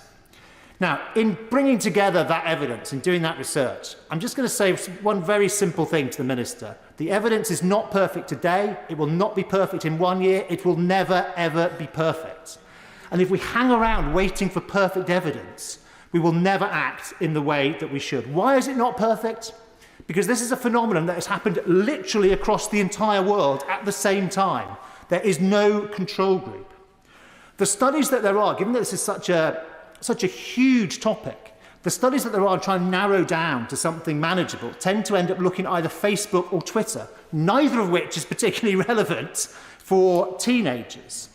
And when we have proxy studies, they are generally inadequate. So if you talk about phone use in schools, the studies tend to look at a school that does have a phone ban versus a school that does not. That is a totally invalid scientific comparison because there could be all sorts of other things going on. And the sort of school that is likely to do well in GCSEs is also likely to be the sort of school that brings in a phone ban rather than being able to prove the direction of causality. And anyway, people would tell you there hasn't been enough time because this is a technology that constantly develops. It may have been around for 20 years or so, but this version of it has only been around for 18 months. So there hasn't been time to conclusively say what the effects are. And all of that, Madam Deputy Speaker, is not about to change. The evidence will continue to be imperfect. Now, the evidence that we do have, I think, actually is pretty clear. And we know that some screen time, the Honourable Lady who chairs the Select Committee mentioned this, that there can be some benefit from relatively small amounts of screen time. PISA 19 covered this in some detail, looking at multiple countries. They talked about a Goldilocks effect, where about an hour of screen time a day seemed to be correlated with increased levels of well-being. But the same study found that with high levels of well-being in almost every country studied, with the fascinating exception of the Dominican Republic, but in almost all countries studied, high levels of internet usage was associated with lower levels of life satisfaction. And there's lots of other studies as well. Colleagues have referred to them that look at happiness, quality of relationships, eyesight, sleep, concentration. And then, of course, there is the rising prevalence of mental ill health in young people. And quite often, when people look at the numbers on mental ill health, particularly in teenagers, people will reach immediately for their preferred topic, their preferred explanation for why teenagers are having these difficulties. And sometimes it gets quite political. An important point to note that this rise in teenage mental ill health is not uniquely a British phenomenon.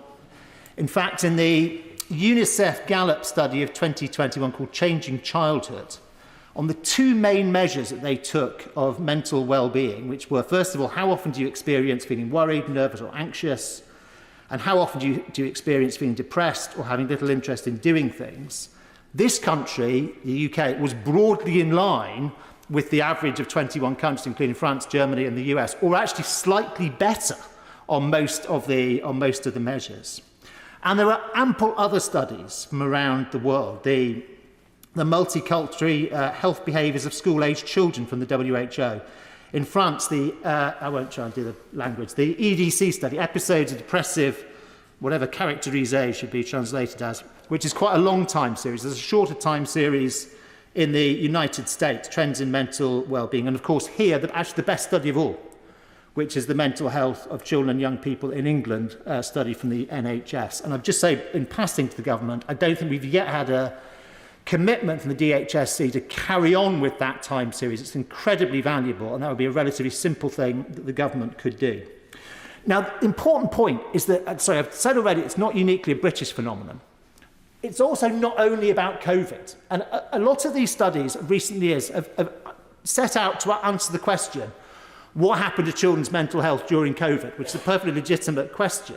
But if you look at the shape of the curve, it looks very unlikely that it started in COVID. And in the NHS study, the CYPMH study here, it carries on growing long after COVID, up until the most recent wave. It is, and I'm sure the Minister, he said this in a debate the other day in Westminster, and he's right, that it is entirely invalid to infer causality from correlation. But the Bradford Hill criteria that his honourable friend mentioned are particularly relevant here, and particularly, I would say, among those, the criteria of consistency, strength, plausibility, coherence and analogy, as well as, of course, temporality. In any event, it seems odd, Madam Deputy Speaker, that we allow something to happen to our children because we cannot 100% prove it causes harm, rather than because we can prove that it is safe. That is not the way we deal with children's toys. It is not the way we deal with children's food. It is not the way we deal with children's medicine. And I would turn the question around and say to people who query the direction of causality, with something like self-harm, are you honestly trying to tell me that the incidence of self-harm in our country today has nothing to do with the prevalence, the normalisation of imagery around self-harm on social media. And as I say, Madam Deputy Speaker, I worry that if we continue to seek perfect information, we simply will not act as we should. I have pages more to say, but I'm not going to say it because I know there are many colleagues who wish to speak. Liam Conlon. Thank you, Madam Deputy Speaker. Can I also begin by thanking the honourable member, my friend for Whitehaven and Workington, who I've now started calling the patron saint of the Smartphone Free Childhood campaign. He often comes up on the doorsteps in Beckenham and Penge when speaking to parents as well. This topic has prompted a huge response, both in my own constituency and I know across the country as well. And I'd like to welcome Elizabeth, Sarah and other constituents who are here today to watch this debate. I'd also like to pay tribute to Crispin, Braj and all the brilliant local parents and campaigners I've been working with on this. I want to give some time to this debate to explore the wealth of feedback I've had from my constituents before going on to talk about the type of change we need to see across the country and how that change needs to be cultural, it needs to put children and parents first and place the onus on social media companies and manufacturers to prove their products are safe, all whilst ensuring we don't miss out on the many benefits of technology. Ahead of today's debate, I've engaged extensively with 3 key groups in Beckenham and Penge: young people, parents and school leaders. The first, young people, despite being the reason we are here today, are the group we most risk excluding from this conversation. That's why I held a focus group at a local secondary school, Harris Academy, Beckenham, and spoke to students from a range of year groups about their views on how smartphones are changing childhood. At this focus group, half of the students said that smartphones and social media overall have a negative impact on their mental health. The majority of students told me they would feel panicked without their mobile phone. And some spoke to me with quiet self-awareness about how they knew their mobile phone had acted as a barrier to interaction with their family. This is all time they are not spending building meaningful relationships through face-to-face conversation and developing the social and communication skills they will need in life. The second group, teachers, offered another perspective. On Monday this week, I was delighted to bring together a group of 12 primary and secondary school head teachers from right across my constituency. We discussed the impact of their students' smartphone use in and out of schools.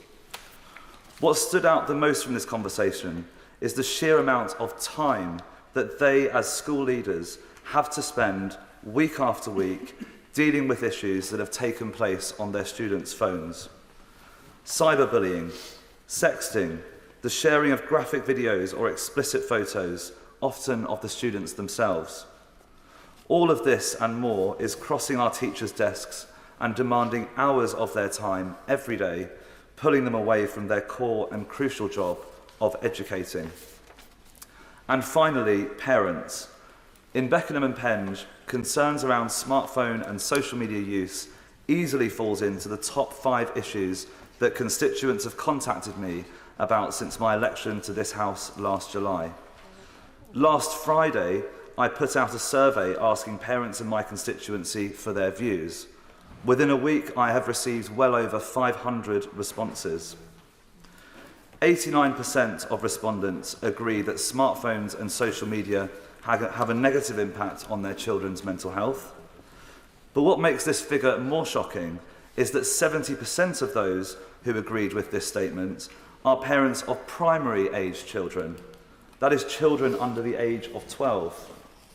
And more than 3/4 of parents agreed that the negatives of their child having a smartphone outweigh the positives. Digging into this, I asked parents if they would have any concerns were their child not to have a smartphone. Understandably, the ability for them to call home in an emergency or to track them on their journey to and from school came up a fair amount, but we know that there are phones, other options on the market which address many of these features today. The damage is undeniable and is reflected in statistics across the country. Since smartphones became prominent in 2012, we have seen a 27% increase in speech and language challenges, a 65% rise in mental health admissions to hospital, and a 640% increase in eating disorders. The average teenager today gets 337 notifications in a day. The average takes out a one every 6 minutes, and once they receive a notification, it takes 23 minutes for them to refocus on what they are doing. And finally, one I hadn't heard until this week is that 1 in 3 parents admit to crying over their child's smartphone use. These figures chime with what parents have fed back to me across the constituency. One constituent, Gemma, who has worked in the smartphone industry for 15 years, says, "My child is 7, so is not yet exposed to smartphones in a significant way. But when he does play games on his phone, his behaviour is noticeably different. He's hyperactive, gets emotional quickly and easily, and is devastated when we say the time to play is up." Another constituent, Megan, is a therapist by profession. She said, "I regularly hear adult clients sharing how smartphones negatively impact their mental health, from raised anxiety to hours lost doom scrolling to more serious harms. If we as adults sometimes struggle to manage our own smartphone use, how are we expecting our children and teenagers to be able to moderate theirs?" On that point, Absolutely. Farnsworth. Thank you. I'm grateful for my honourable friend giving way, and I'm pleased that this government is committed to tackling this mental health epidemic that we have for adults and children in this country, and in particular in relation to the specialist mental health professionals that are going to be installed in every school. And I know parents in my constituency of Amber Valley will welcome this. Does the honourable member agree with me that the provisions in this bill will be a useful tool in preventing mental health issues in the first place and helping parents to safeguard their children's mental health? Liam Conlon. Absolutely, and a key provision of this bill will provide the evidence base on which to take the best action moving forward. Another parent, Georgia, simply said to me that my children are 2 and 4 and smartphones are my greater fear in raising them. And I've had so many other constituents write in, and I would like to thank everyone who has responded to my survey and has shared their thoughts across the constituency. The case for change is undeniable, and I think to sum up, what we need to see is collective action and cultural change, and as many contributions have been made across the House today to that effort. Put children and parents first, moving the onus from them and onto social media companies and manufacturers to prove their products are safe, as well as recognising the potential benefits of technology. And before I came to this place, for nearly a decade, I worked in tech, including at Discovery Education, and saw the many benefits that technology has in unlocking the potential of our young people. And I believe that balance is possible, that balance must be found, and I'd like to commend again my honourable friend, the member for Workington and Whitehaven, on bringing this bill forward. Alex Easton. Thank you, Madam Deputy Speaker, and I too wish to say thank you to the honourable member for Whitehaven and Workington for bringing this bill forward. I felt this bill was so important that I was up at 4 o'clock this morning to fly from Northern Ireland to get here to support the member's bill. Our most precious responsibility is safeguarding our children, the very foundation of our society. I stand here today to express my firm support for the protection of the Children's Digital Safety and Data Protection Bill, driven by an unwavering commitment to their safety. Protecting our children in the digital age is a critical undertaking for this Parliament. Failure is simply not an option. The Internet presents an opportunity for immense growth and learning, yet it can also be a dangerous place filled with real threats. The digital realm, with its vast platforms, pose numerous risks. At a recent event I hosted in North Down in my constituency, we explored these issues with cyberbullying, exposure to inappropriate content and predatory behaviour. They are all clear and present dangers our children face daily. I would like to take a moment to recognise those who work tirelessly to protect children, including the dedicated individuals in North Down. Notably, I commend the parents and advocates promoting a smartphone-free childhood. This bill champions a tripartite approach involving government, parents and educators, working together to safeguard our youth. We face a stark reality with Ofcom reports that 21% of children aged 5 to 7 use the internet in the UK, a figure that rises dramatically to 89% by the age of 12. I urge everyone to seriously consider these dangers and utilise the excellent resources available, such as smartphone-freechildhood.co.uk. Over 200 schools in Northern Ireland, many in my constituency of North Down, are already benefiting from these efforts. We must distinguish between the positive transformations that technology brings, enhancements in learning and communication, and the serious threats it poses. Parliament must ensure that technical companies are held accountable for child protection, achieving the highest standards of safety. Transparency, data privacy, and timely content moderation are crucial to maintain and secure online environments. This bill supports a collaborative approach, fostering partnerships between government, industries, leaders, parents, carers, and educators. Together, we can strive tirelessly to keep our children safe. Let us be proactive, developing ever-evolving tools that protect our children in the digital age. We must support parental control and enhance education about the dangers of the digital world. Being forewarned is being forearmed. Let us aim for a future where a safe online experience is the norm for all our children. This is one of the most significant pieces of work this Parliament will undertake, and further and future generations will thank us all for it. Let's join together in backing this bill to ensure we create a digital landscape that prioritises the safety and well-being of all our children. And while I support the bill, I am slightly disappointed it's been watered down a bit, but I'll have to get that out there. I do believe that children in our primary schools should not have mobiles in the school environments. It leads to our children not learning social interactive skills, distractions with learning, and potential online abuse and potential bullying. Children get better academic results when they don't have access to phones in schools.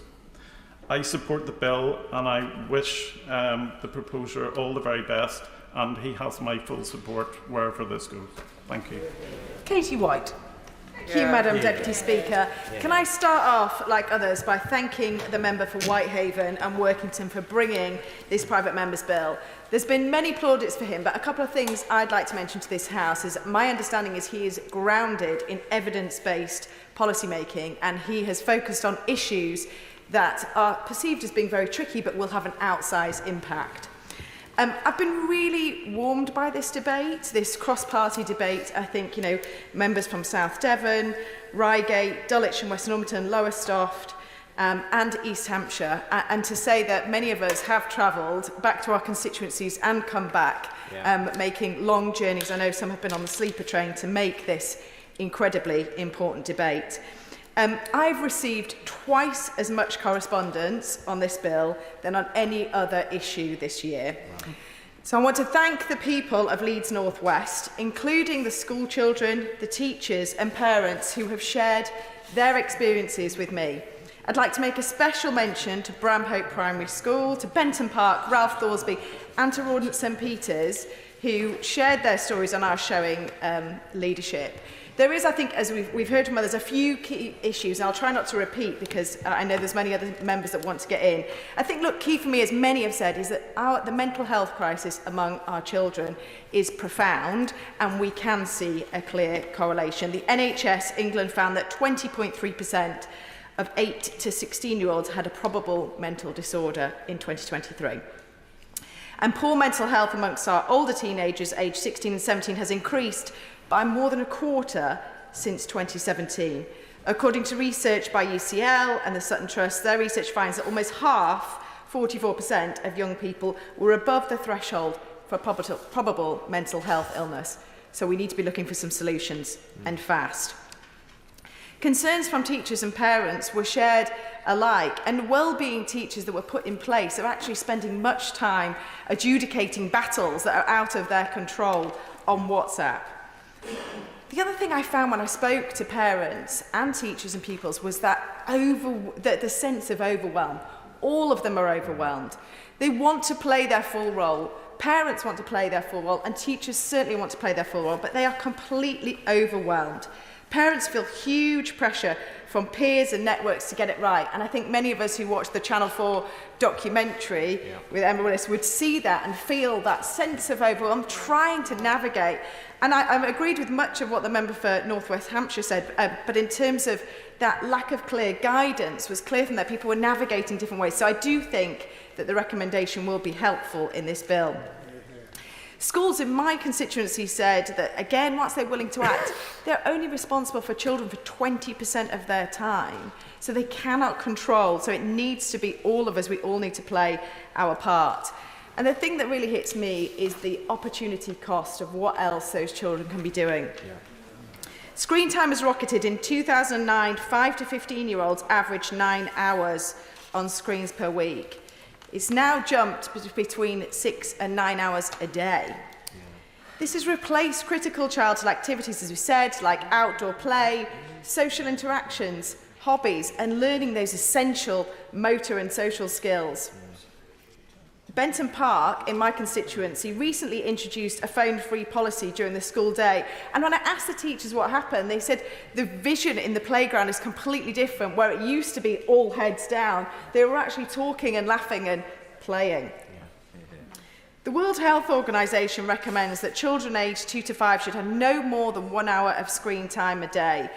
The new research on excessive screen time looks at the impacts of the prefrontal cortex on the parietal lobe and on the temporal lobe. These are fundamental shifts to the brain development of our children. And my constituent Stevie talked about children arriving at schools with weaker motor and social skills, struggling with basic physical and communication tasks, holding a pencil, using scissors, and that social negotiation. And not to mention the exposure to harmful content that some of my colleagues have referred to. I think many of us were shocked by the Burton review that came only last week of the many dangers, and we have heard this within our constituency. On possibly a less damaging level, I've seen the impact myself of the beauty industry targeting young girls on YouTube. And we've now got these young girls wanting to have these ridiculous skincare regimes. They're marketing high-strength retinol and hyaluronic acid. I mean, I haven't even started using this, so why on earth the 8-year-olds? Perhaps I should. But the need for better regulation of online content aimed at children is absolutely clear. And just to echo the point from my honourable friend around this genie out of the bottle, I find this a very infuriating argument, and many of us will have noticed that a lot of the tech giants don't allow their children to have this access to online media. But in terms of when other addictive products were introduced to the market and we subsequently realised their harm, like my honourable friend said on smoking, did we do nothing? No. We are here to solve problems, not bury our head in the sand and accept the consequences. We already have some of the answers. As my colleague said, there is good, reliable age verification technology, platforms like Yoti that will make this work, and that's why other countries are introducing restrictions with confidence. In fact, we're going to implement this soon with the Online Safety Act. So finally to the bill. I do strongly welcome the role of the UK Chief Medical Officers. Who doesn't want more Chris Whitty in their lives? And schools and parents were calling out for more top-down guidance, and I applaud this effort. I think we have to make sure that our evidence base is at the heart of what we're doing, and I applaud the government for bringing this forward, but I would urge that this is the first step in our actions, and I would ask that, if possibly, the Minister could consider whether we could have some sort of interim update by the summer. It's a crucial moment. I appreciate the 12-month period, but if there was an update by the summer, I think that would be very helpful. Any opportunity we can do to increase the length of childhood of all of our children would be beneficial to all of our constituents and the country. Thank you. Sir Ashley Fox. Thank you, Madam Deputy Speaker. The smartphone is one of the most remarkable pieces of technology ever invented. They keep us connected to the world and allow us to stay in touch with family, friends and colleagues, no matter where we or they are. They give us access to the internet and the immeasurable amount of information that is available online. They give us access to our emails, to allow us to organise our schedules, to do work on the train, even in this chamber. They're also fantastic entertainment hubs, be it music, movies, games, or e-books. Smartphones and the internet have transformed society, and whilst most of this technological progress is good, I believe it has serious consequences for our children. In 2023, Ofcom reported that most children acquire their first smartphone between the ages of 9 and 11. That is problematic, especially when it comes to social media. Social media on smartphones has become an integral part of our children's lives, and it also poses several risks that can have a negative impact on their well-being. One of the biggest concerns is the effect it has on mental health. Constant exposure to curated, idealised versions of others' lives can lead to feelings of inadequacy, anxiety and depression. Teenagers may feel pressured to live up to unrealistic standards, affecting their self-esteem and sense of self-worth. There is also the potential for addiction, with the constant notifications, likes, shares. Social media apps are designed to capture attention and keep users engaged forever. This can lead to excessive screen time, reducing time spent on other important activities like studying, physical exercise, and face-to-face interactions, all of which are essential for healthy development. It also affects sleep patterns, and having brought up 2 children, I know how difficult it can be to remove a phone at bedtime. Ultimately, parents are responsible for how they bring up their children. Parents are responsible for deciding whether and when to allow their child to have a smartphone and how long they use it for. But parents need help, and tech companies have a responsibility to ensure that children are not exposed to harmful or addictive product. Social media can also expose teenagers to cyberbullying. Online platforms can be breeding grounds for harmful behaviour, as people feel anonymous and less accountable for their actions.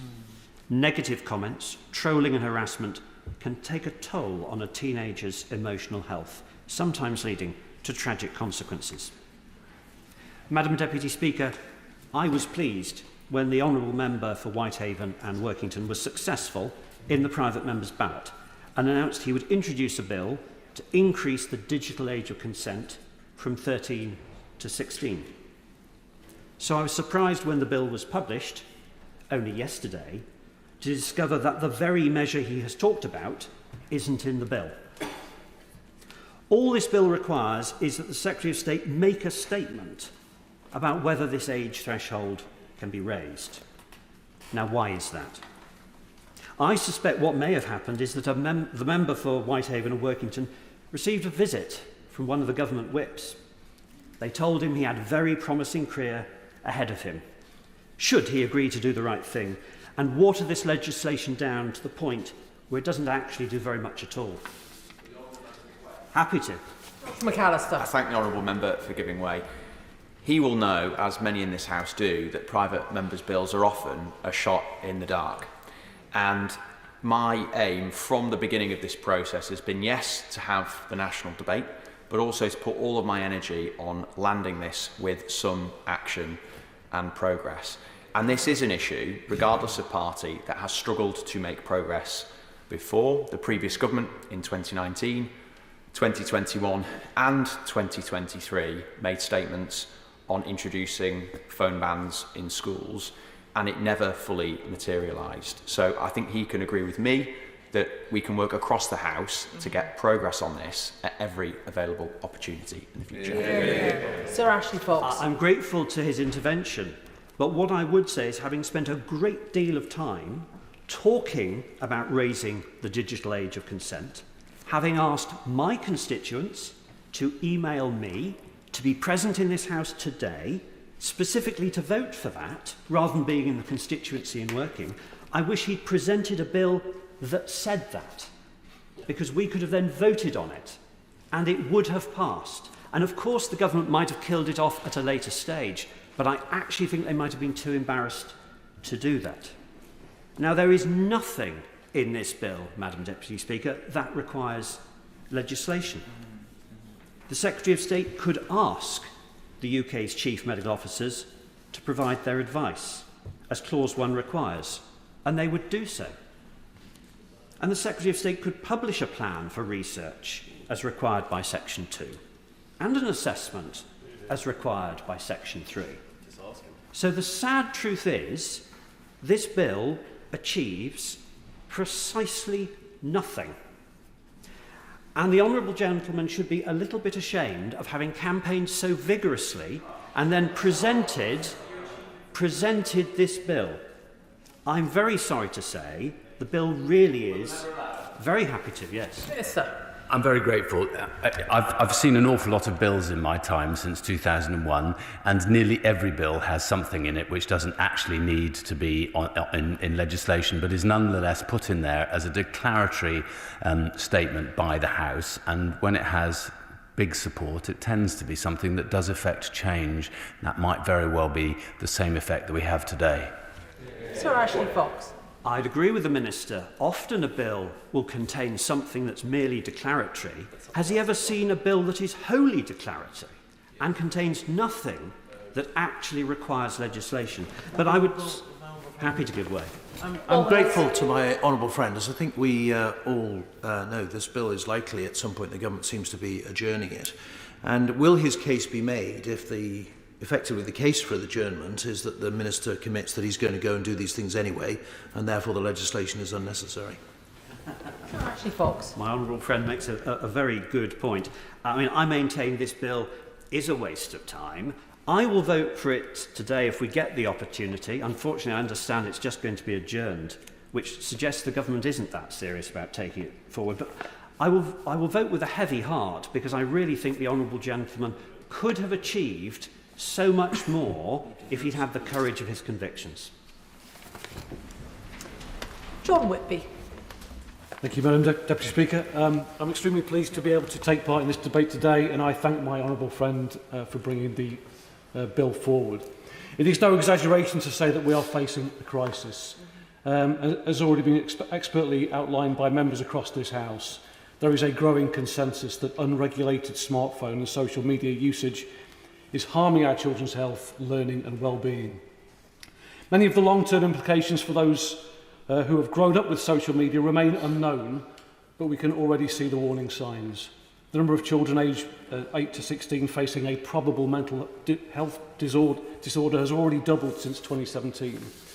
445,000 people were in contact with children and young people's mental health services in November 2023, up from 362,000 2 years earlier.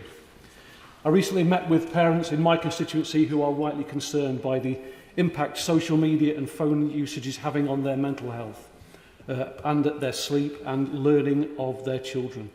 The earlier that children have access to social media, the more pronounced the impacts are on their social development and well-being. Cyberbullying, content designed to make young people feel insecure, and unwanted explicit content are just some of the issues that children now face.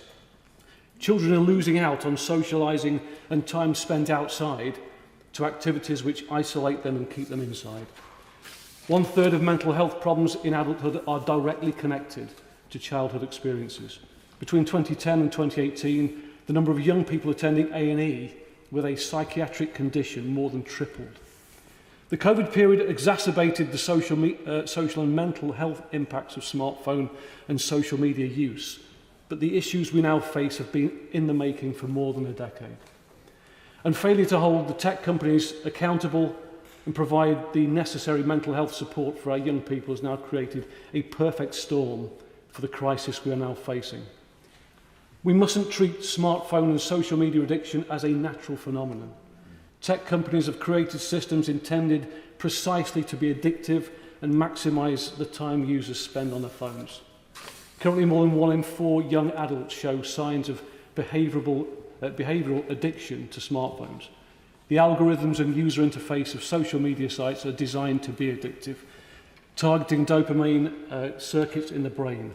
Research shows that some social media apps can trigger brain responses similar to slot machine gambling. Right now, many parents are forced into an impossible position, with a choice between letting the children access potentially harmful and addictive content or feeling that their child is isolated and left out from their peers. The impacts on mental health and learning are especially pronounced for vulnerable young people who may already lack the support they need at school and in the community. And we can't ignore the political impacts of unregulated social media either. It is incredibly concerning to see extremist content being pushed to young people who are increasingly isolated. Many of these young people spend less time with their friends and less time in physical community spaces. Last year we saw Australia's government move to take serious action on these issues, banning children under 16 from using social media and having the power to fine companies who fail to comply.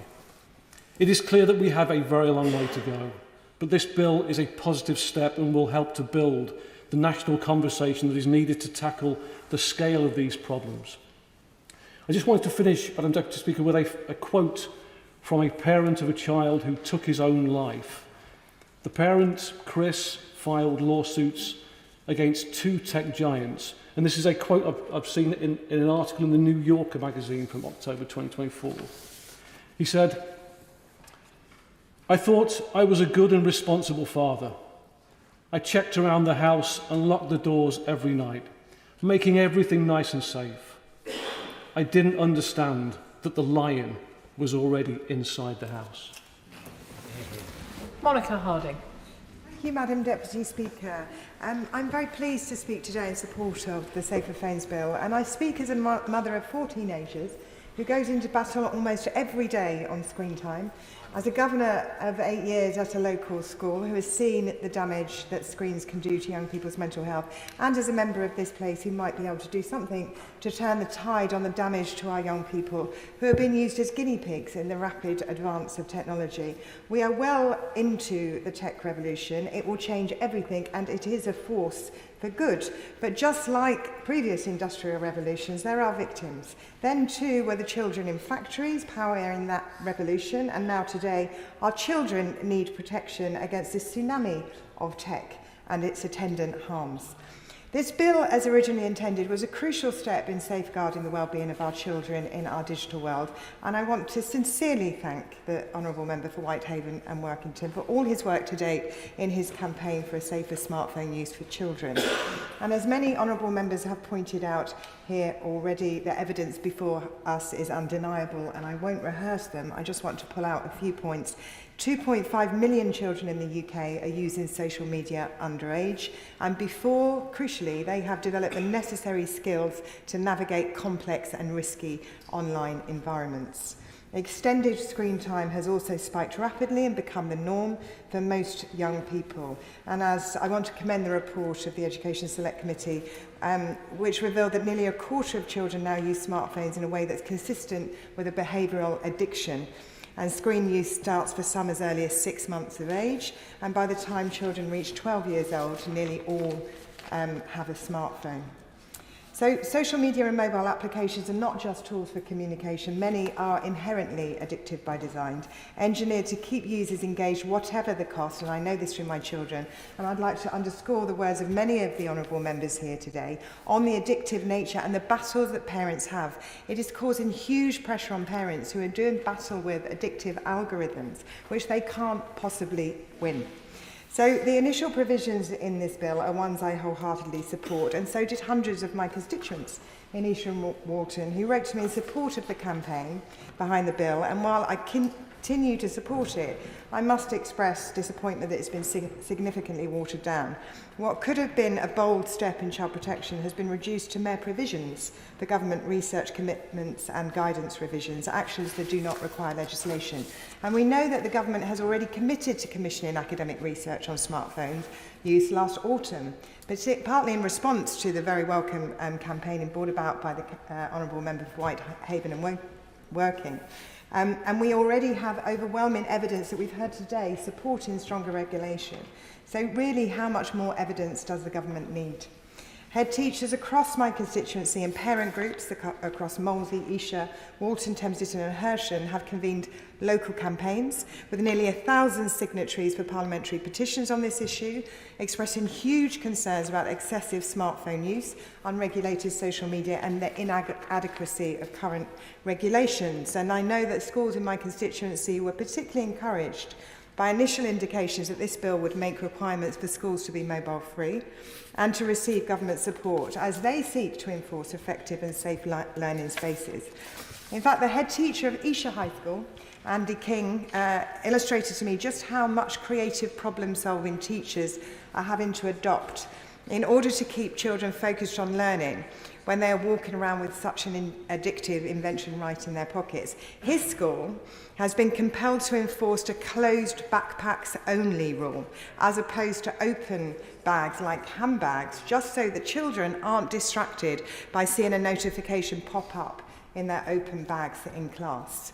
And all head teachers I met in my constituency talk about the inattention caused by phones and inability to focus on a whole book.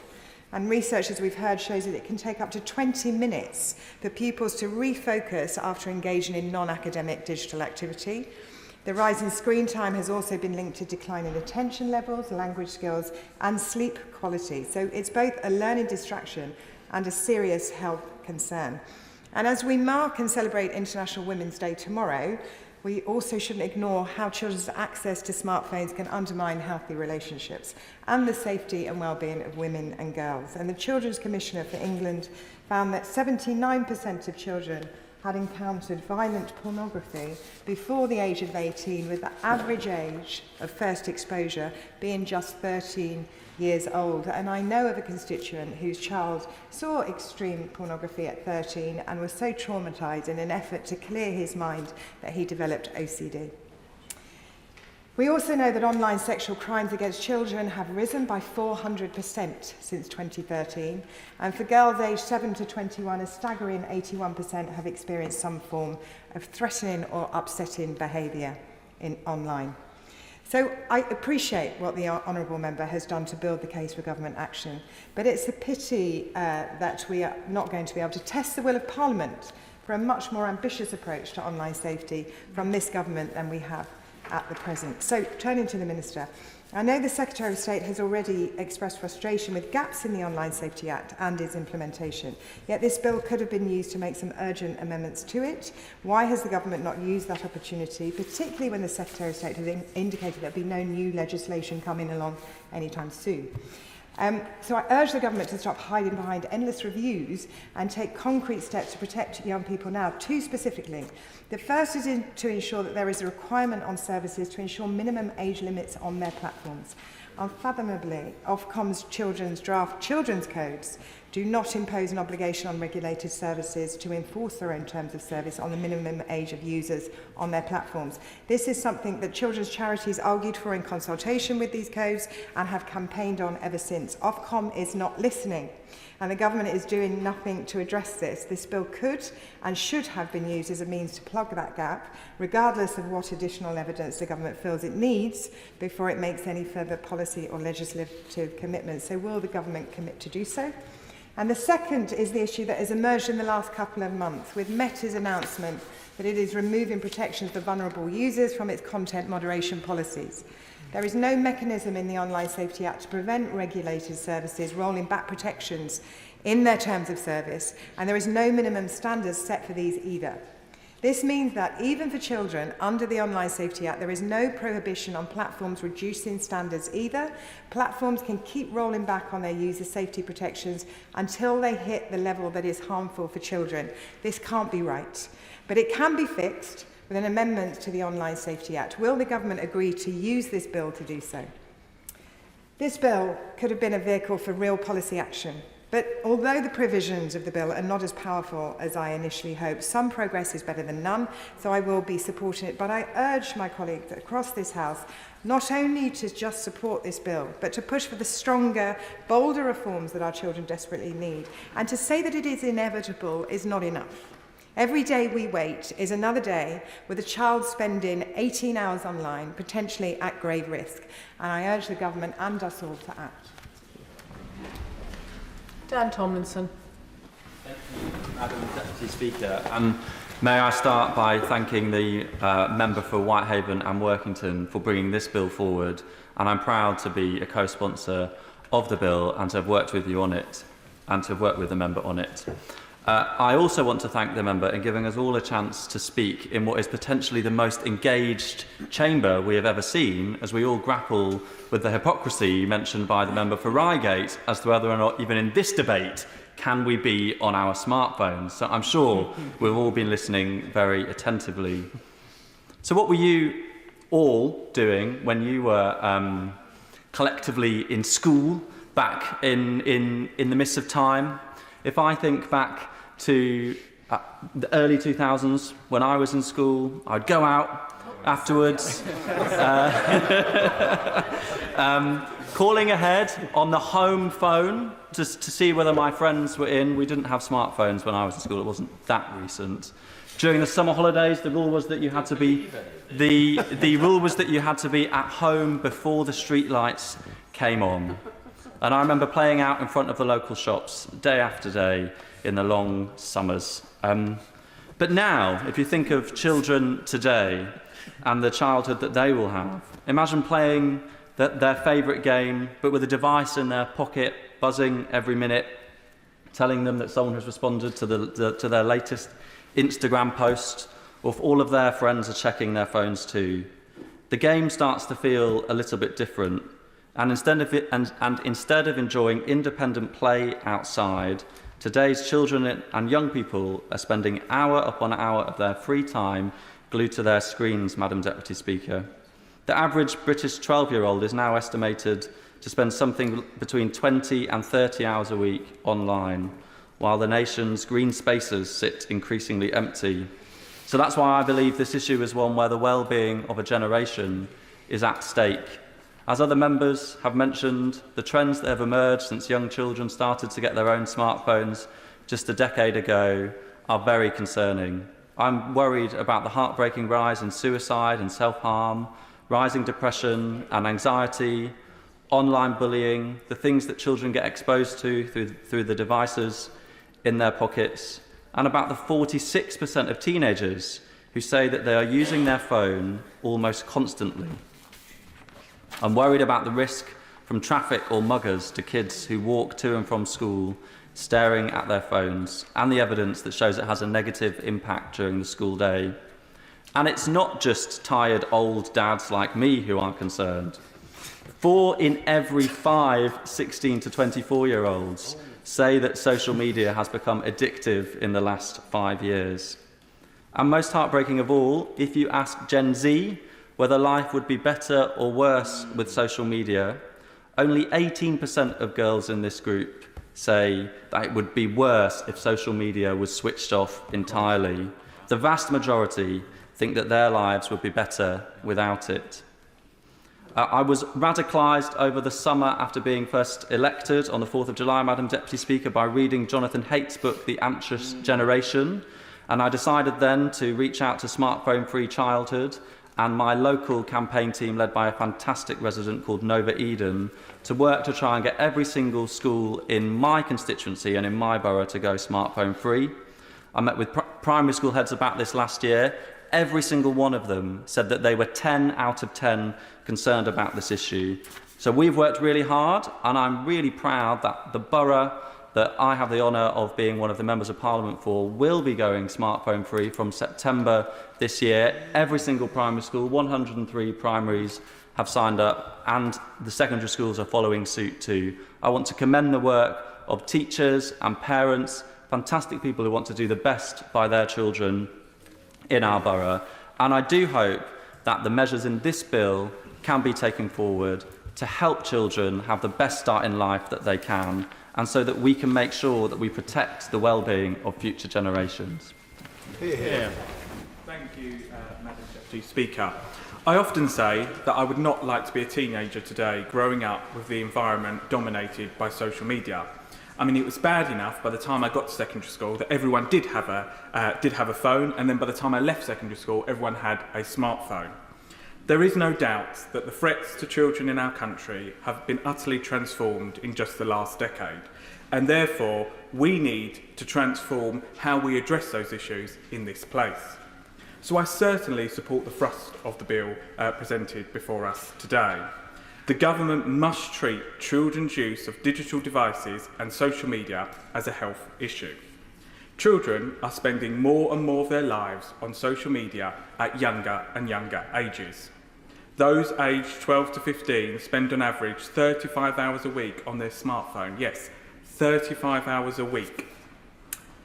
And we know that poor mental health has spiked amongst young people in the last 15 years. But I do have some concerns about the proposal before us today. Whilst I fully respect the member for Whitehaven and Workington's intentions for the bill and passion for the issue, I am frustrated that it does not seek to make any changes to the current situation. It places a duty on the Secretary of State to publish a plan for research into the impact of the use of social media within 12 months. And just on that specific point, just in general, I think this is where the public get really frustrated with Parliament and politicians about the fact that we're going to say we're going to do some research or we're going to have a meeting. I think the public want to see action in lots of the areas that we speak about in this place. And there has been a massive consensus for the work that the Honourable Member has done by bringing forward this bill today from all sides of the chamber. And I think there is a consensus from those who have spoken today about the need to go further and faster on this issue, and I will certainly be supporting the member in doing that. But the bill does just contain a feeble instruction. For parents and kids struggling now, would they be comforted by the publication of merely a plan for research into the topic as far away as the middle of 2026?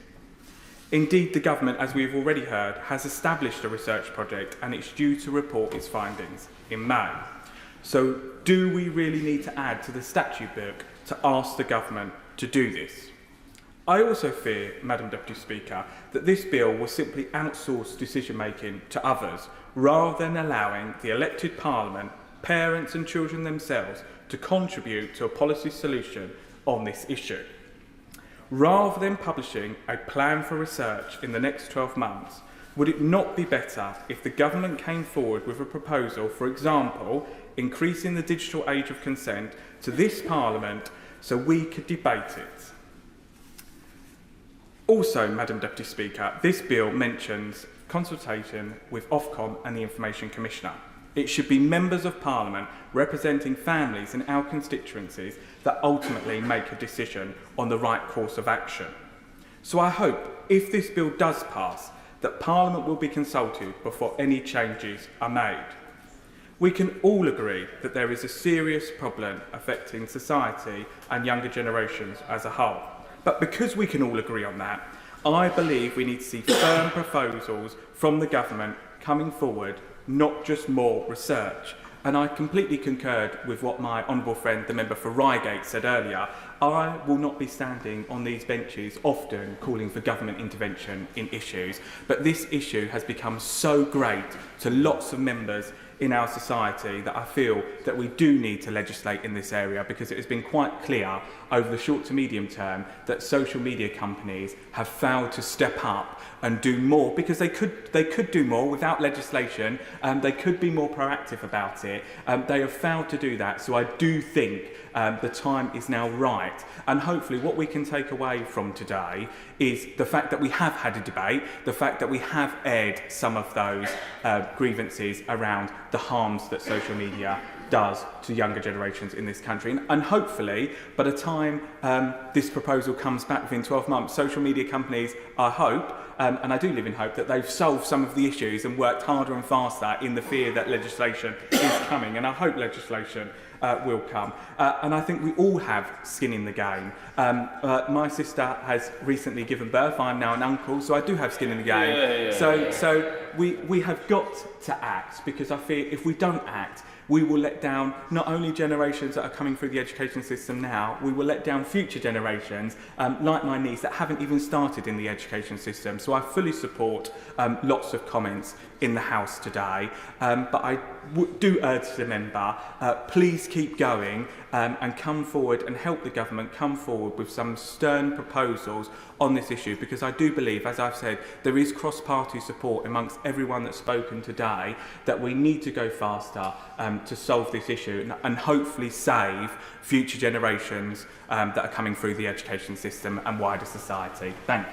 Lola McAvoy. Madam Deputy Speaker, I'd like to pay tribute to the work of my honourable friend for the member for Whitehaven and Workington. It's been an honour to work alongside you on this crucial issue. So, tackling online safety for children in our country is a diamond issue. It's rare, it's popular, it's tough, and getting it right will deliver on what is our most precious responsibility, the protection of our children. We, as a society, have a duty to protect our children from predators, from each other, from themselves, and from harm. The contrast between the reasons not to legislate further and the reasons to take action now could not be starker in quality, in my opinion. The argument is one: we must go further than the current reading of the Online Safety Act in order to protect our children's right to a safe and healthy childhood. So I'm going to use my time on this floor in this debate to talk a little bit about why I care about it, a little bit about the work that's already been done, and then a little bit about how we need to go further and act now. So, a long time ago, I was 11 years old, and Titanic, the movie, was coming out, and I'm sure you'll all remember it was a huge box office hit. I was desperate to see it, but as an 11-year-old, it was rated at age 12, and my parents told me that I wasn't allowed. I love drama and history and Leonardo DiCaprio, and I was incensed at the injustice that I wasn't allowed to watch it because all of my friends were. It's outrageous. I gave my parents hell on the issue. I tried every persuasion technique available to me, and I still wasn't allowed. Now, I do still love history and drama, and Leo less so, but the reason I'm talking about this is because I wasn't really upset about not being able to see the film. I was scared of being left out from my peer group. And this is the key issue that parents bring up in Darlington. They say to me so frequently that the pressure to give their child a smartphone when they're not sure if they're safe is overwhelming.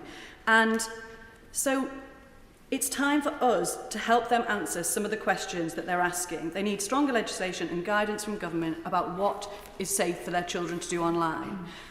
Should their children be allowed a phone? If so, when? Should they post pics of them online? Should they be allowed to use the chats on games? Should they be allowed social media profiles? Should they limit their screen time? These are all questions that require answers, and the parents want them from us. Parents, as we know, will always know what's best for their children, but they often disagree with their parenting styles, and that can be a cause of contention in peer groups and in schools, and it can be a clash of values amongst many other things. It's normal. The issue is not about parenting styles and choices, because parents are united across the country, as we've heard today from everybody's contribution, that they need more action and guidance from legislators. Over the course of this campaign, I've become convinced without any reasonable doubt that more legislation is needed, that the public support that, and the Ofcom's reading of the Online Safety Act is unnecessarily narrow, and the first iterations of the children's codes that are coming out are not strong enough to protect our children. It's accepted that even the strongest legislation will take time to bed in and will be imperfect, so let's go further now. I want to lay out the reasons that I still support the measures proposed in the original bill by my dear and honourable friend, the member for Whitehaven and Workington. So the first measure: should children have phones in schools? Teachers don't think so, children know they shouldn't, and evidence from schools where the phones were banned have seen sickness absence in teachers reduced, have seen attendance in children go up, and have seen behaviour improve. When I was first elected, I started an online safety forum in Darlington with 2 children from year 10 in every school in the town. Brought them all together and asked them what the big issues were for them, and they said peer-to-peer bullying was above and beyond the biggest issue. Peer-to-peer bullying exacerbated by the use of smartphones in and outside of school and their online activity. They said to me that people were using their phones to film each other and then send them round, attacking each other and bullying each other, and it was causing a big mental health issue. So we know, or I feel it's hard to argue against the rationale that schools should be for learning. I will give way. Where she's making an impassioned speech. Does she agree with me that social media has made bullying in some cases 24 hours a day because it means that it can happen at any point, even when a child is no longer at school? I'm grateful to that question because that is exactly the case. You know, being 14 is hard, being at school is tough, there's always been bullying, and it's unreasonable and unrealistic to say that we'll completely eradicate that as legislators. But what's happening is that children used to be able to go home and be protected from what was going on at school, and that's no longer the case. So we have to do everything we can to give them some time off their phones in school. So I do think there's no case for children to have their smartphones in schools, and I think most teachers and head teachers agree with that as well.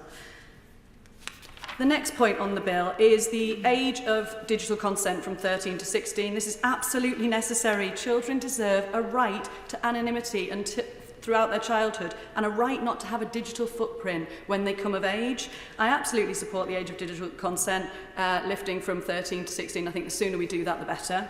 Addicted by design content, even arguing against this, I can't understand and fathom how there is any argument that children should be exposed to addictive by design algorithms and content on social media. I just don't know who would possibly argue that that was a good idea. Our job is to protect children, and it's...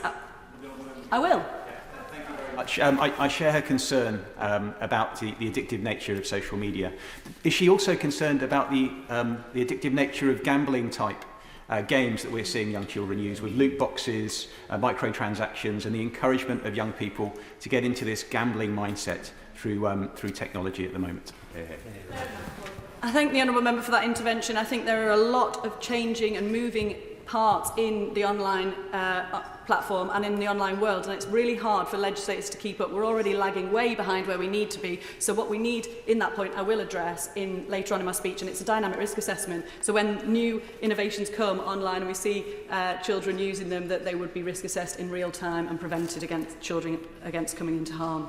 So the next point is marketing to children. Obviously, this needs to be kept in line with new societal trends to protect children from being targeted for sales. It's quite clear. So I stand by the original measures in the bill, and I'm confident that this is not the end of this campaign. The Honourable Friend for Whitehaven and Workington and I first met as candidates for the Labour Party when we were both shocked at how cross-cutting children's safety online was as an issue to our constituents. When he asked me to be a co-sponsor of this bill, I said, of course, but I asked that he please engage with the bereaved families for online safety group, as I'd heard about the work they were doing and had a huge amount of respect for them.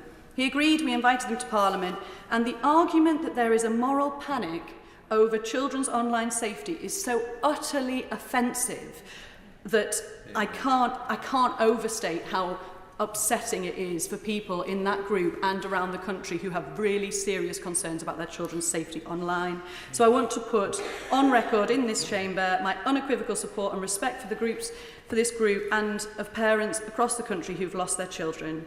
Their stories are all the evidence I need to know that we as a government must go further.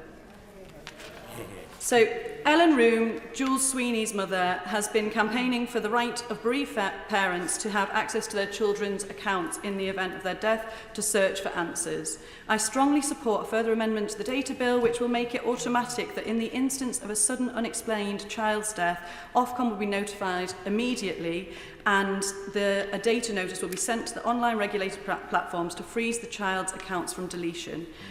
This would protect against any other parents having to go through the awful process that Ellen has had to endure to try and find answers. And on Ellen's case and many of the cases of bereaved families, I urge the platforms that are being contacted by them to please engage and adhere to their requests for the children's data. These people have lost their children. Do the decent thing and help them find answers. Will she give way? I will give way on that point. My honourable friend and I were both present at an event with bereaved parents organised by my honourable friend for Whitehaven Workington, where a number of the social media companies were present. The children had taken their lives and had been very active on platforms used by those companies. I wonder if she shared my dismay at the reaction from the social media companies who were in that room and the fact they made it very clear that they did not understand the responsibility they held for the harm that they were causing. I thank my honourable friend for that intervention. It's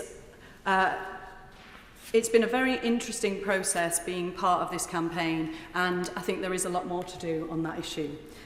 So there are other areas that we must urgently take action on, from going forward with the second iteration of the children's codes to make sure that functionalities are included, to upgrading the requirement for risk assessments to make them more dynamic, and to supporting these bereaved families. But to conclude, I'm incredibly grateful to all of those who've supported this bill.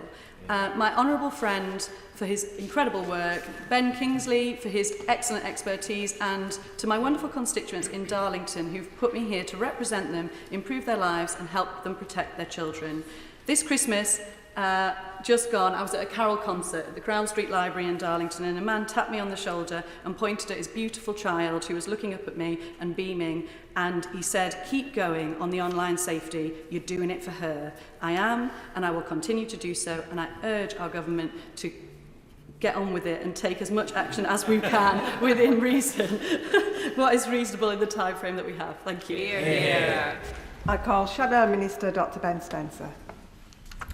Thank you, Madam Deputy Speaker. And it's a pleasure to speak on behalf of His Majesty's official opposition on this important topic. And thank you for bringing me now. I'm not going to speak for too long because there are so many members opposite who are very keen to take part in this important debate. I'd like to start by congratulating the Honourable Member opposite for Whitehaven working for bringing this private member's bill to the House, and all the different people, companies, charities, organisations who he's worked with as part of this campaign to drive this forwards.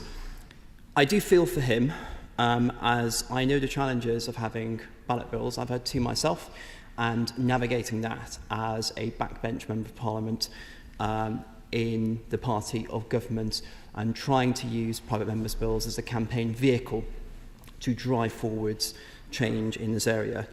So I hope he'll forgive me for some of my comments I shall make regarding the content of the bill before us. We can only deal with the bill as we have in front of us today, and the text of the bill was only published in the past few days. So my comments today necessarily reflect the detail of the Honourable Member's proposals, which have only just been made clear. And in a sense, this debate sort of reminds me of Schrodinger's cat. It's been a sort of Schrodinger's cat debate where references to a former bill and current bill have been made equally through speeches. So it feels like we have a sort of a debate on a bill which could have been, and a debate on the bill in front of us. Indeed, the Honourable Member's speech speaks to the lack of need for further research, but equally the bill calls for further research to take place. We've had some fantastic contributions on all sides of the House. I'd just like to note the contributions from North West Hampshire, Reigate, East Hampshire, Bridgewater and Broxbourne, which reiterated this theme of the importance of driving forwards change in this area, and many stories shared, personal declarations shared about the impact of social media and difficulty parenting at this time. I should declare I'm also a parent, although thankfully my children aren't at the stage where they've started consuming social media in the way that I've heard other people talk about today. Of course. I thank the Honourable Member for giving way. He's making a powerful point about the debate and how it's dwelled in part on the importance of evidence and research. Would he agree with me that we have so much evidence because we speak as MPs with so many children? I have in my hand here letters from children in Year 5 and Year 6 at St James's C.V. Primary Academy, and if I read briefly from Eleanor and River, they say kids will always be exposed to inappropriate content such as unsuitable videos and pictures. They could feel unsafe, discouraged or exposed, and then they would not be able to unsee the images again. Does he agree with me that we should be shielding children like this from this sort of content? Well, I thank him for his intervention. I'm going to resist the temptation of being drawn into a discussion about research methodology in this area, and I have to tell him I'm very tempted to start talk about the importance of case series data qualitative data in terms of what people are telling us, what we're seeing ourselves, compared to cross-sectional or longitudinal studies or cluster studies looking at the impact of different schools. I'm going to really resist that. But what I will say, but of course, I mean, the stories that we've heard and what we've, we hear from our constituents and we've heard in this debate today of what children are exposed to is absolutely horrific. I don't think anyone would disagree with that, and clearly we need to protect children from that. At the heart of this bill is the desire to drive forward our scientific understanding of the effects on children's mental health, learning and social development of smartphone and social media use. I hope that there is a commitment when we hear from the Minister, hopefully, to conduct a detailed review in this complex area where so much is at stake. But I'd expand it out broader. Any analysis must take a clear-eyed approach to both the advantages and disadvantages that technological developments such as smartphones and internet access offer, the benefits to young people of increased connectivity, access to information, and even apps that manage health conditions like diabetes when in school and away from home, which will transform the lives of children and young people. But clearly, there is an increasing body of research demonstrating damaging effects of excessive smartphone and social media use on children and adolescents. Go for it.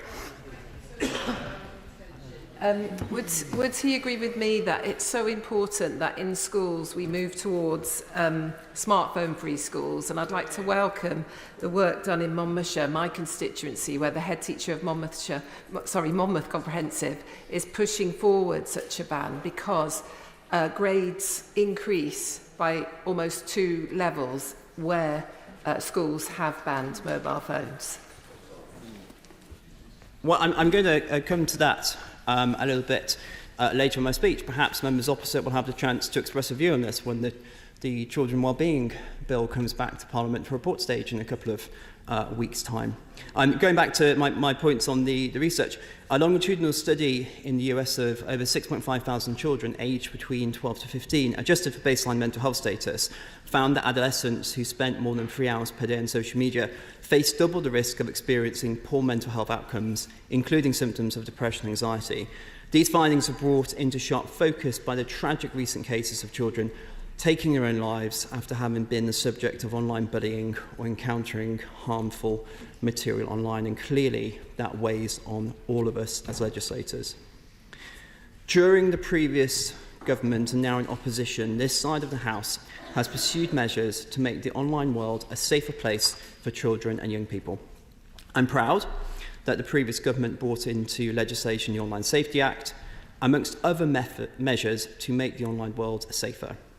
This Act requires platforms to take measures to prevent children from accessing harmful and age-inappropriate content, particularly content relating to pornography, suicide and self-harm, serious violence and bullying.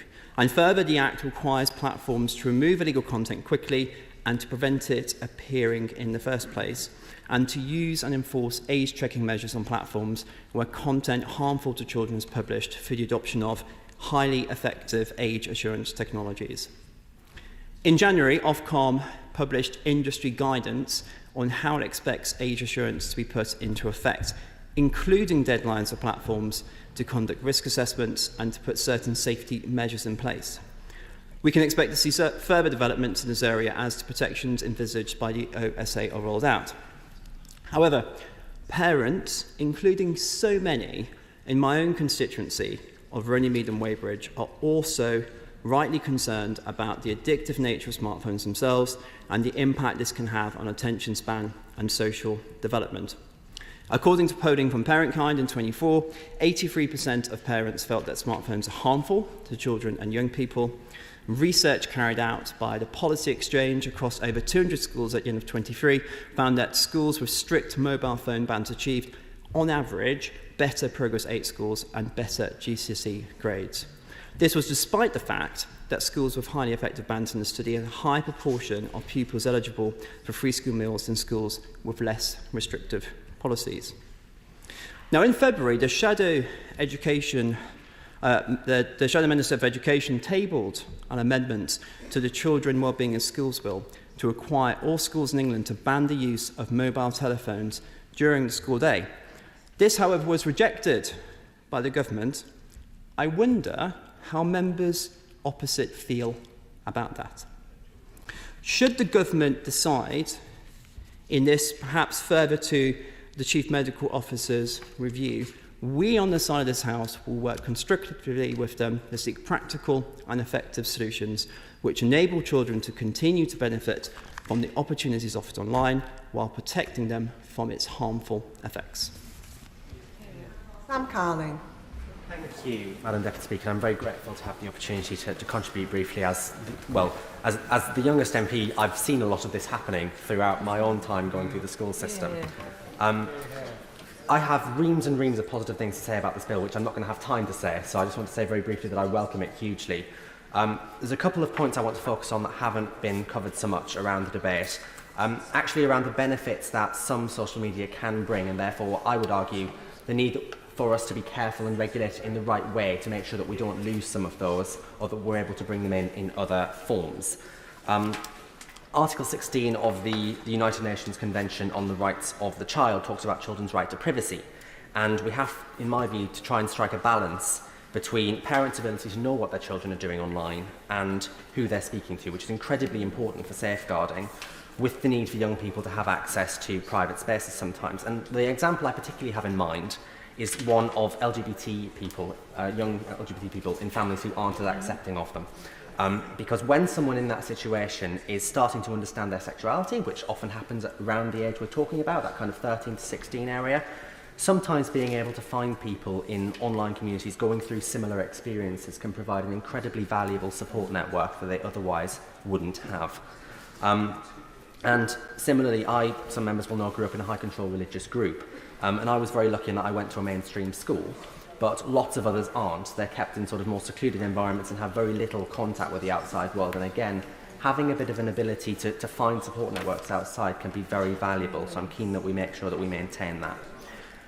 But the emphasis has got to be on social media companies to up their game enormously in how they regulate online spaces, because so much is going under the radar and needs to be addressed in terms of safeguarding. I'm particularly struck by the fact that there are some apps out there aimed at young people between sort of 13 to 17, which portray themselves as forums to make friends around the world, new friends around the world.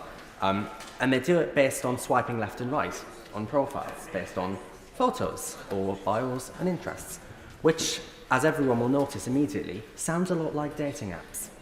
And actually, some of these apps are being used for that purpose by young people, and it's incredibly alarming and something we've got to get on top of.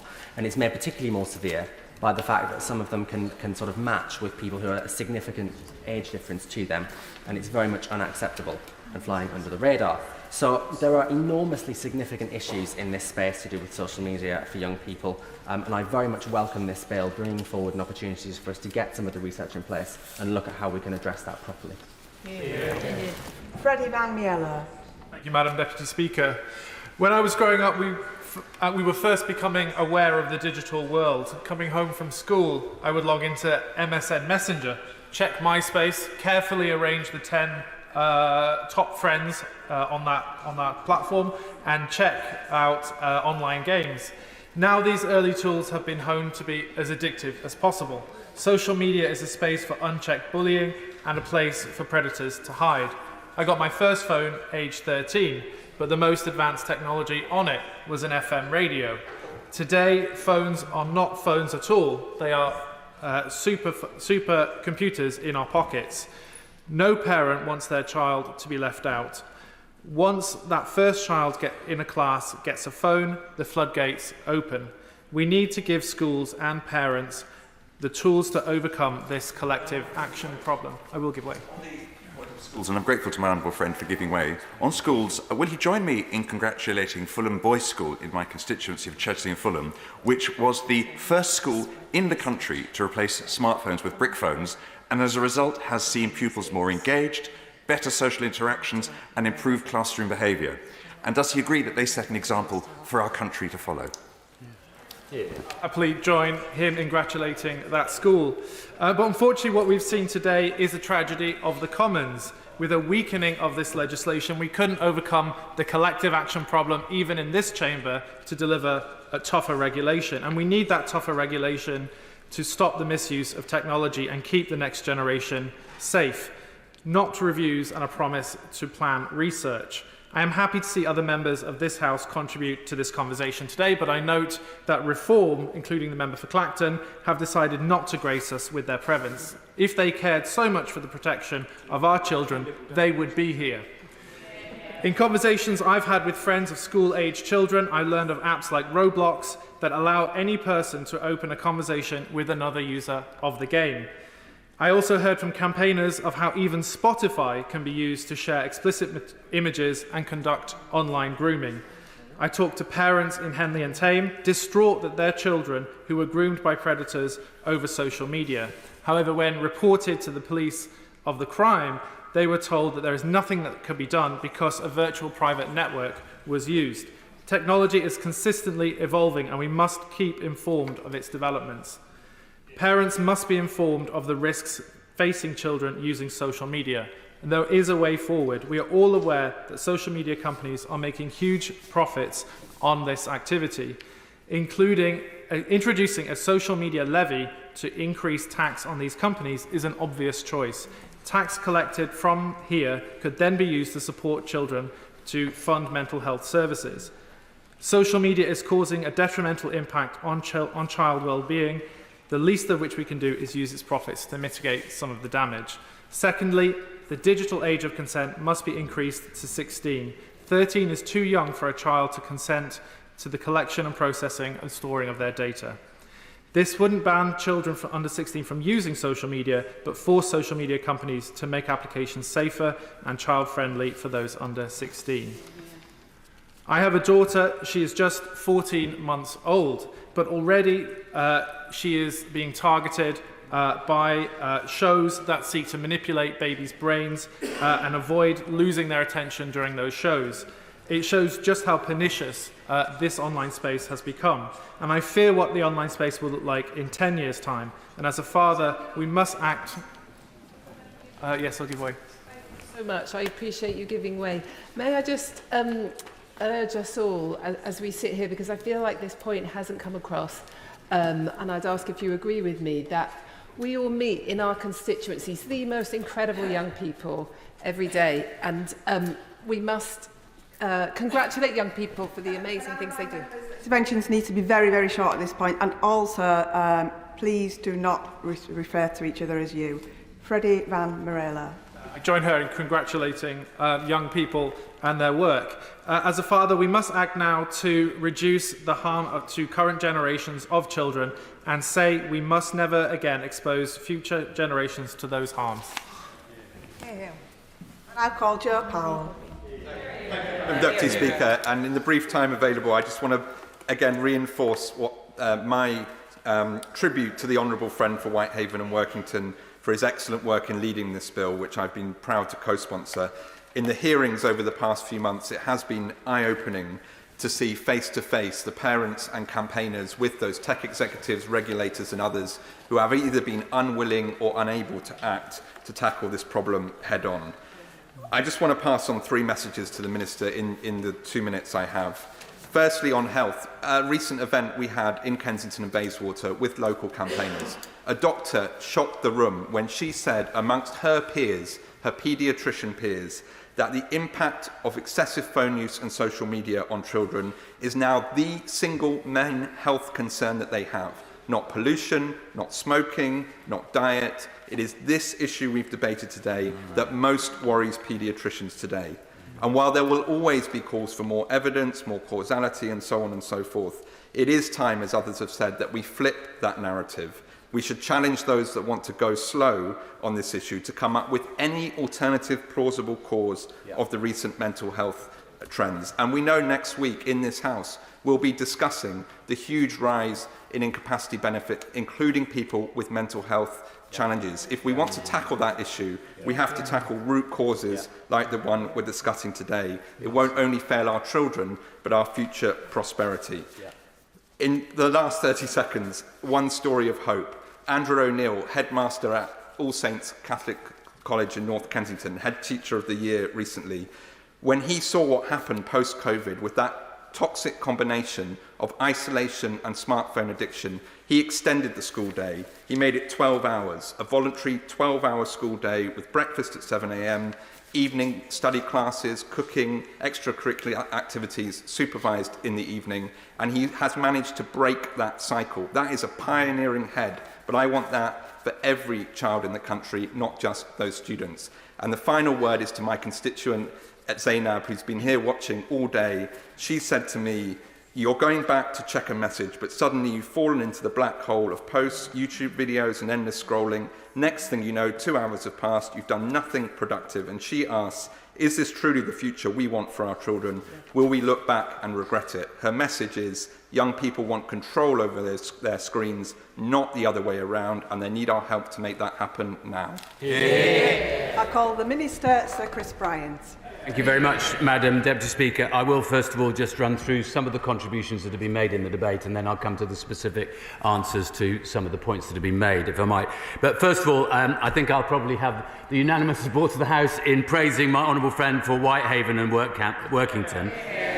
I'm slightly worried that he was referred to as the patron saint earlier, and because the danger with patron saint is they tend to be martyred at some point in their career, and I don't wish that for him. I'm not going to make any of the arguments, as I said earlier, I'm not going to make any of the arguments that he told me not to make, because I don't subscribe to them. And also, I'm not going to make any arguments today against action. I think that that's an important point that the House needs to recognise, that everybody accepts that action is inevitable in this sphere. The honourable member for my honourable friend for Dulwich and West Norwood gave us some shocking statistics from her own constituency, and many others have today. The honourable member for Reigate, who I'm afraid is not in her place at the moment, but she said, oh, sorry, I missed her. Sorry, I wouldn't want to mislead the House. She fessed up basically to her own social media use, but she didn't tell us how many hours a day it is. So we were watching her throughout the debate just to see how much of the time she was spending on social media. But it's absolutely true that, of course, many of us are just as addicted as many of the young people. And this is, whilst our specific concern is about children and the mental health effects, of course there are issues for the whole of society, not least some of the other members referred to misinformation and how that's propagated and how you access good, reliable information in a world which is profoundly chaotic and where algorithms don't necessarily subscribe to truth in the way that previous understandings of the media used to, then there are issues for the whole of society. And I note that she said that the state must step in. We will hold her to that on many more occasions in the future. My honourable friend for Lowestoft made some very important points about sometimes it's the most vulnerable children that we're talking about, because that the effects can be on the most vulnerable children. She also pointed, as several others did, to the desensitising effect of boys in particular seeing particular versions of sex online, which it feels like it normalises a set of expectations of about what a relationship with another person might be, and what sex might involve, that is wholly alien, I think, to most people's understanding of what that should be. My honourable friend for Beckenham and Penge made the point that was made in the previous debate that we had about this in Westminster Hall, about the question of the burden of proof, and whether the burden of proof lies with those trying to prove that there is no harm, or with those that are trying to prove that there is harm. I will in one moment. I think it's important that we look at the evidence in the round and we come to coherent, sensible, one government decision on how we can progress in this field. Of course, I give way to my honourable friend. Thank you. I thank the Minister for giving way. Does he agree with a wiser person than me that said that our psychology is Neolithic, our institutions are from the Middle Ages, and our technology is of today, and that we have got to get better at being able to engage with it? Well, I think it was John Prescott who said something about ancient values in a modern setting or something like that. And I think that that's what we need to secure, which is the liberty of the individual at the same time as the protection of the vulnerable. And that's precisely what we need to be able to adopt as we move forward. My honourable friend from Leeds North West made the point that she's had twice as much correspondence on this subject as on any other this year. And made what I think is a really important point, which doesn't only apply to this, but to many other areas where we work with young people, which is it's very important, if we possibly can, to be able to extend the years of childhood that a child gets to enjoy. Many years ago, I wrote a report about teenage pregnancy in my own constituency, and that's another aspect of trying to make sure that where children delay their first sexual experience, it's almost certainly better for them and leads to better personal, social and other outcomes. The member for Derbyshire Dales made the point about children attending A&E with psychiatric conditions. Now, I would urge him just to be slightly cautious about the statistics here, because the work that I've done on acquired brain injuries would suggest that sometimes people are actually presenting with a brain injury rather than with a psychiatric condition. And that's one of the areas where I think we need to be much more intelligent about how we get data that informs our research. My honourable friend for Esher and Walton, it's great, isn't it, incidentally, I will in one moment, it's such a delight to go, well, it says Esher and Walton, that must be a Conservative Member of Parliament. No, it's not. I give way to my honourable friend. Yes, I know. I thank the Minister for giving way. And just to say that in my constituency and across my area of Fife, we have a real problem with violence and aggression in schools. Every week for the last month, there's a violent attack, children on children, and almost every occasion it is filmed and shared on social media and amplified. And I wonder if he agrees with me, therefore, that it's a real reason why we need action. She makes an extremely good point, and the use of a mobile phone as another form of aggression is a very disturbing part of the trend that we've seen. And indeed, she's quite right that we need to consider action in that field. The point I was going to make about the member for Esher and Walton was that she said the following words. She referred to services that are inherently addictive by design. Now, I think there's actually a contradiction in terms in there. They're not inherently addictive, they're addictive by design. I think those are two quite different things, and what we should strive to achieve is that that no services that are provided for children are addictive by design, and that's precisely one of the things that the government is determined about. I should say, incidentally, to the Right Honourable Member for North West Hampshire, I said earlier that I'd had no meetings, or I indicated by doing a zero with my fingers that I'd had no meetings with tech. That's not quite true. I had a meeting a few months ago with Baroness Jones with TikTok, though I have to say that I expressed as strongly as many members have in the debate here today, the kind of views that they have in relation to the operation of TikTok. But it's not that I've been convinced by TikTok. If anything, we were trying to put the argument to them about the need for responsible activity in this field, of course. I'm grateful to the Minister for that clarification. In his negotiations with the member for Workington, he will have taken direction consulted with Number 10. One of the concerns is that, given that he's instituted an investigation into the impact of UK legislation on American tech firms, that President Trump might be upset if we were to take these kind of steps. How much of that has been a consideration in him effectively filleting this bill? Yeah. He's beginning to subscribe to conspiracy theories. I've had no role in any negotiating with the honourable member, nor with Downing Street on these matters, and I haven't taken into consideration, I haven't taken into consideration anything in relation to what Donald Trump might or might think in this field. Madam Deputy Speaker, my honourable friend for Chipping Barton said that he's 32, which is obviously very difficult to believe. But he referred to smartphones in 2007, but 3G was launched in 2001. And I'm slightly conscious that when I was at school, the only thing that we were rowing about was whether we were allowed to take electronic calculators into O-level maths exams. So I sometimes feel a little kind of out of my depths with all these young expressions of interest. I bet you it's not a point of order. It is a point of order. So, Point of order, Kit Malthouse. Chair, I wonder if you could give us guidance as to whether we've actually got the correct minister responding to this bill. If there were negotiations, which there obviously were with the honourable gentleman about the bill, one would expect the minister who'd conducted those negotiations and therefore was able to speak to the decisions that have been made to appear at the dispatch box. Have we got the right person? I thank the honourable gentleman for his point of order. However, that is not a matter for the chair. It's entirely up to the government which minister they put up to speak. Minister. I'm afraid you'll have to put up with me, Madam Deputy Speaker.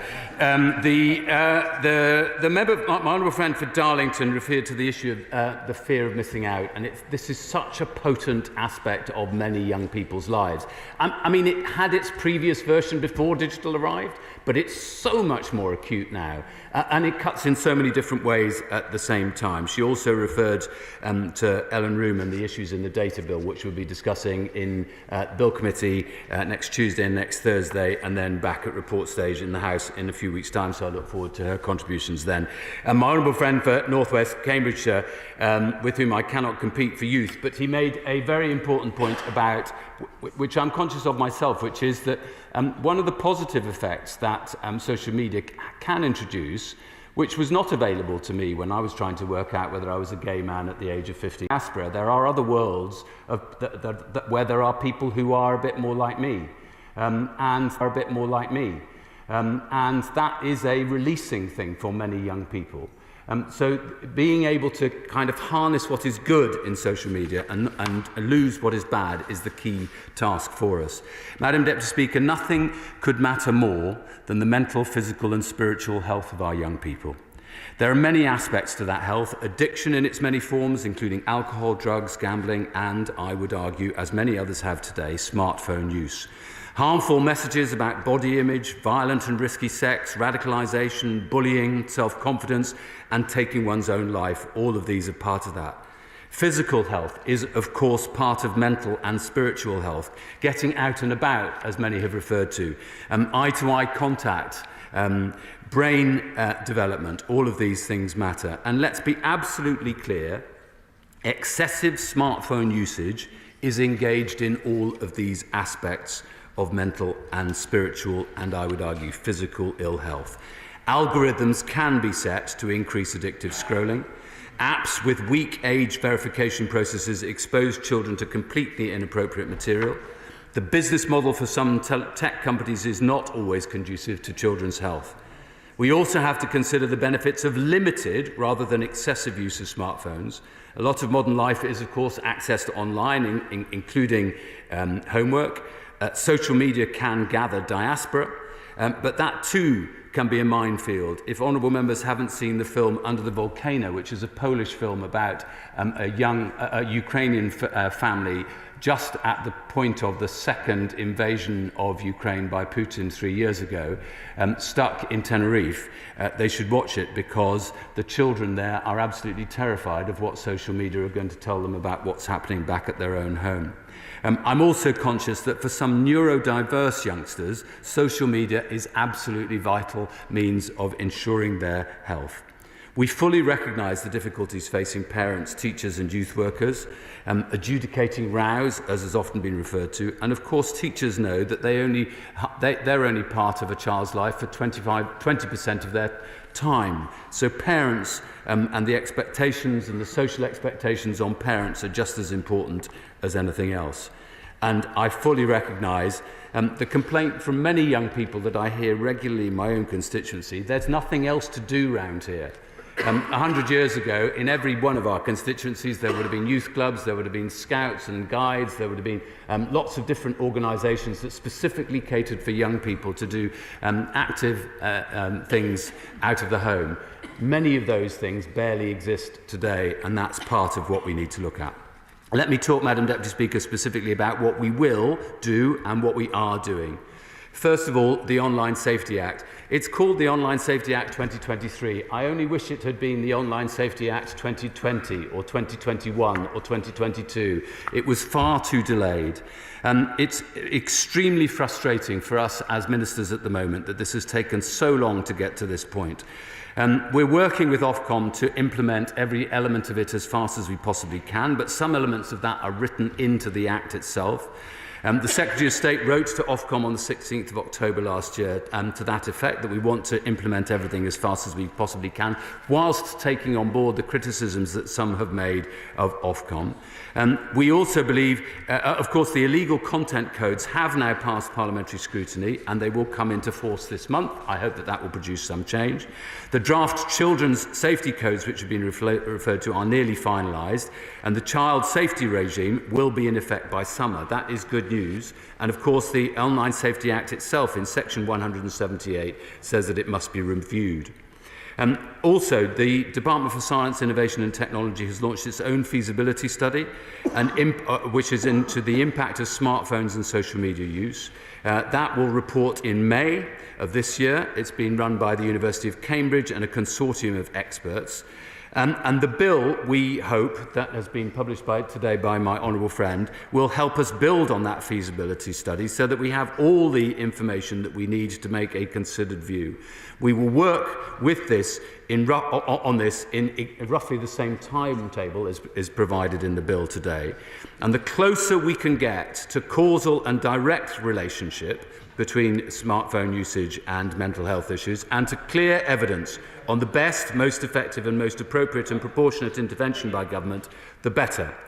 Just in relation to the data bill, because there are further things that we're introducing there, there are new requirements on information society services which are likely to be accessed by children so that they can be protected and supported when they are designing their processing activities. Clause 91, Clause 124 and Clause 81, I think, will make a significant difference.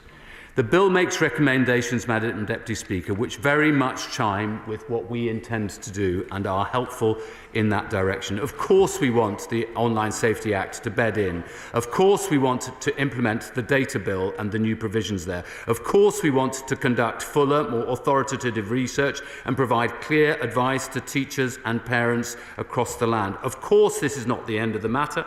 I'd be amazed if there is not further legislation in this area in the coming years. And with that, I commend the campaigners who've made such a strong case to us and via my honourable friend. And I just end with the words from my honourable friend for Kensington and Bayswater. The words of the paediatrician that he referred to are ringing in my mind. There is no option of inaction for this House or for this country. There has to be action, and I'm grateful to the honourable member for introducing his bill today. I beg to move that the debate be now adjourned. The question is that the debate be now adjourned. As many as are of that opinion say aye. Aye. Of the contrary, no. I think the ayes have it. The ayes have it. Debate to be resumed what day? 11th of July. 11th of July. I'll now give a few moments for the front benches to swap over.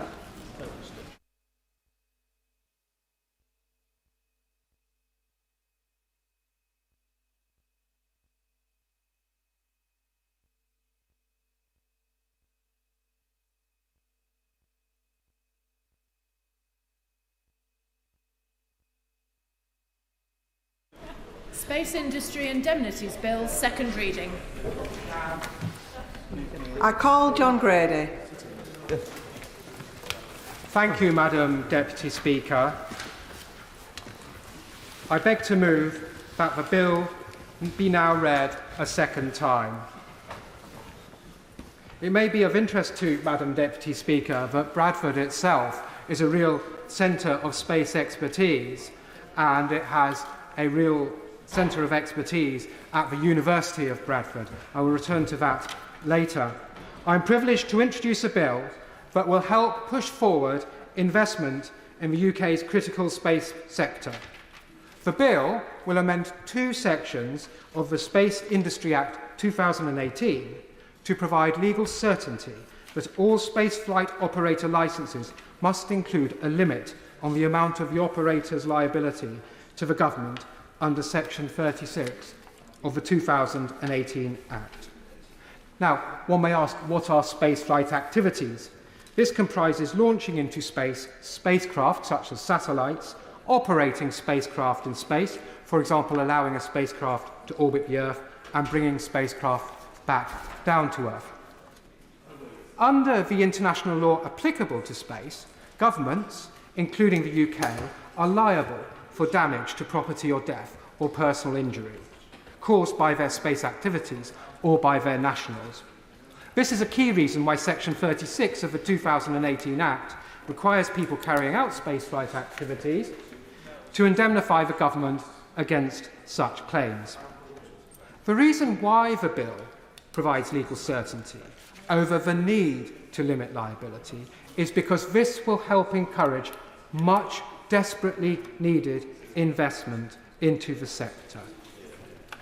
Madam Deputy Speaker, the space sector and satellites are central to almost everyone's day-to-day life.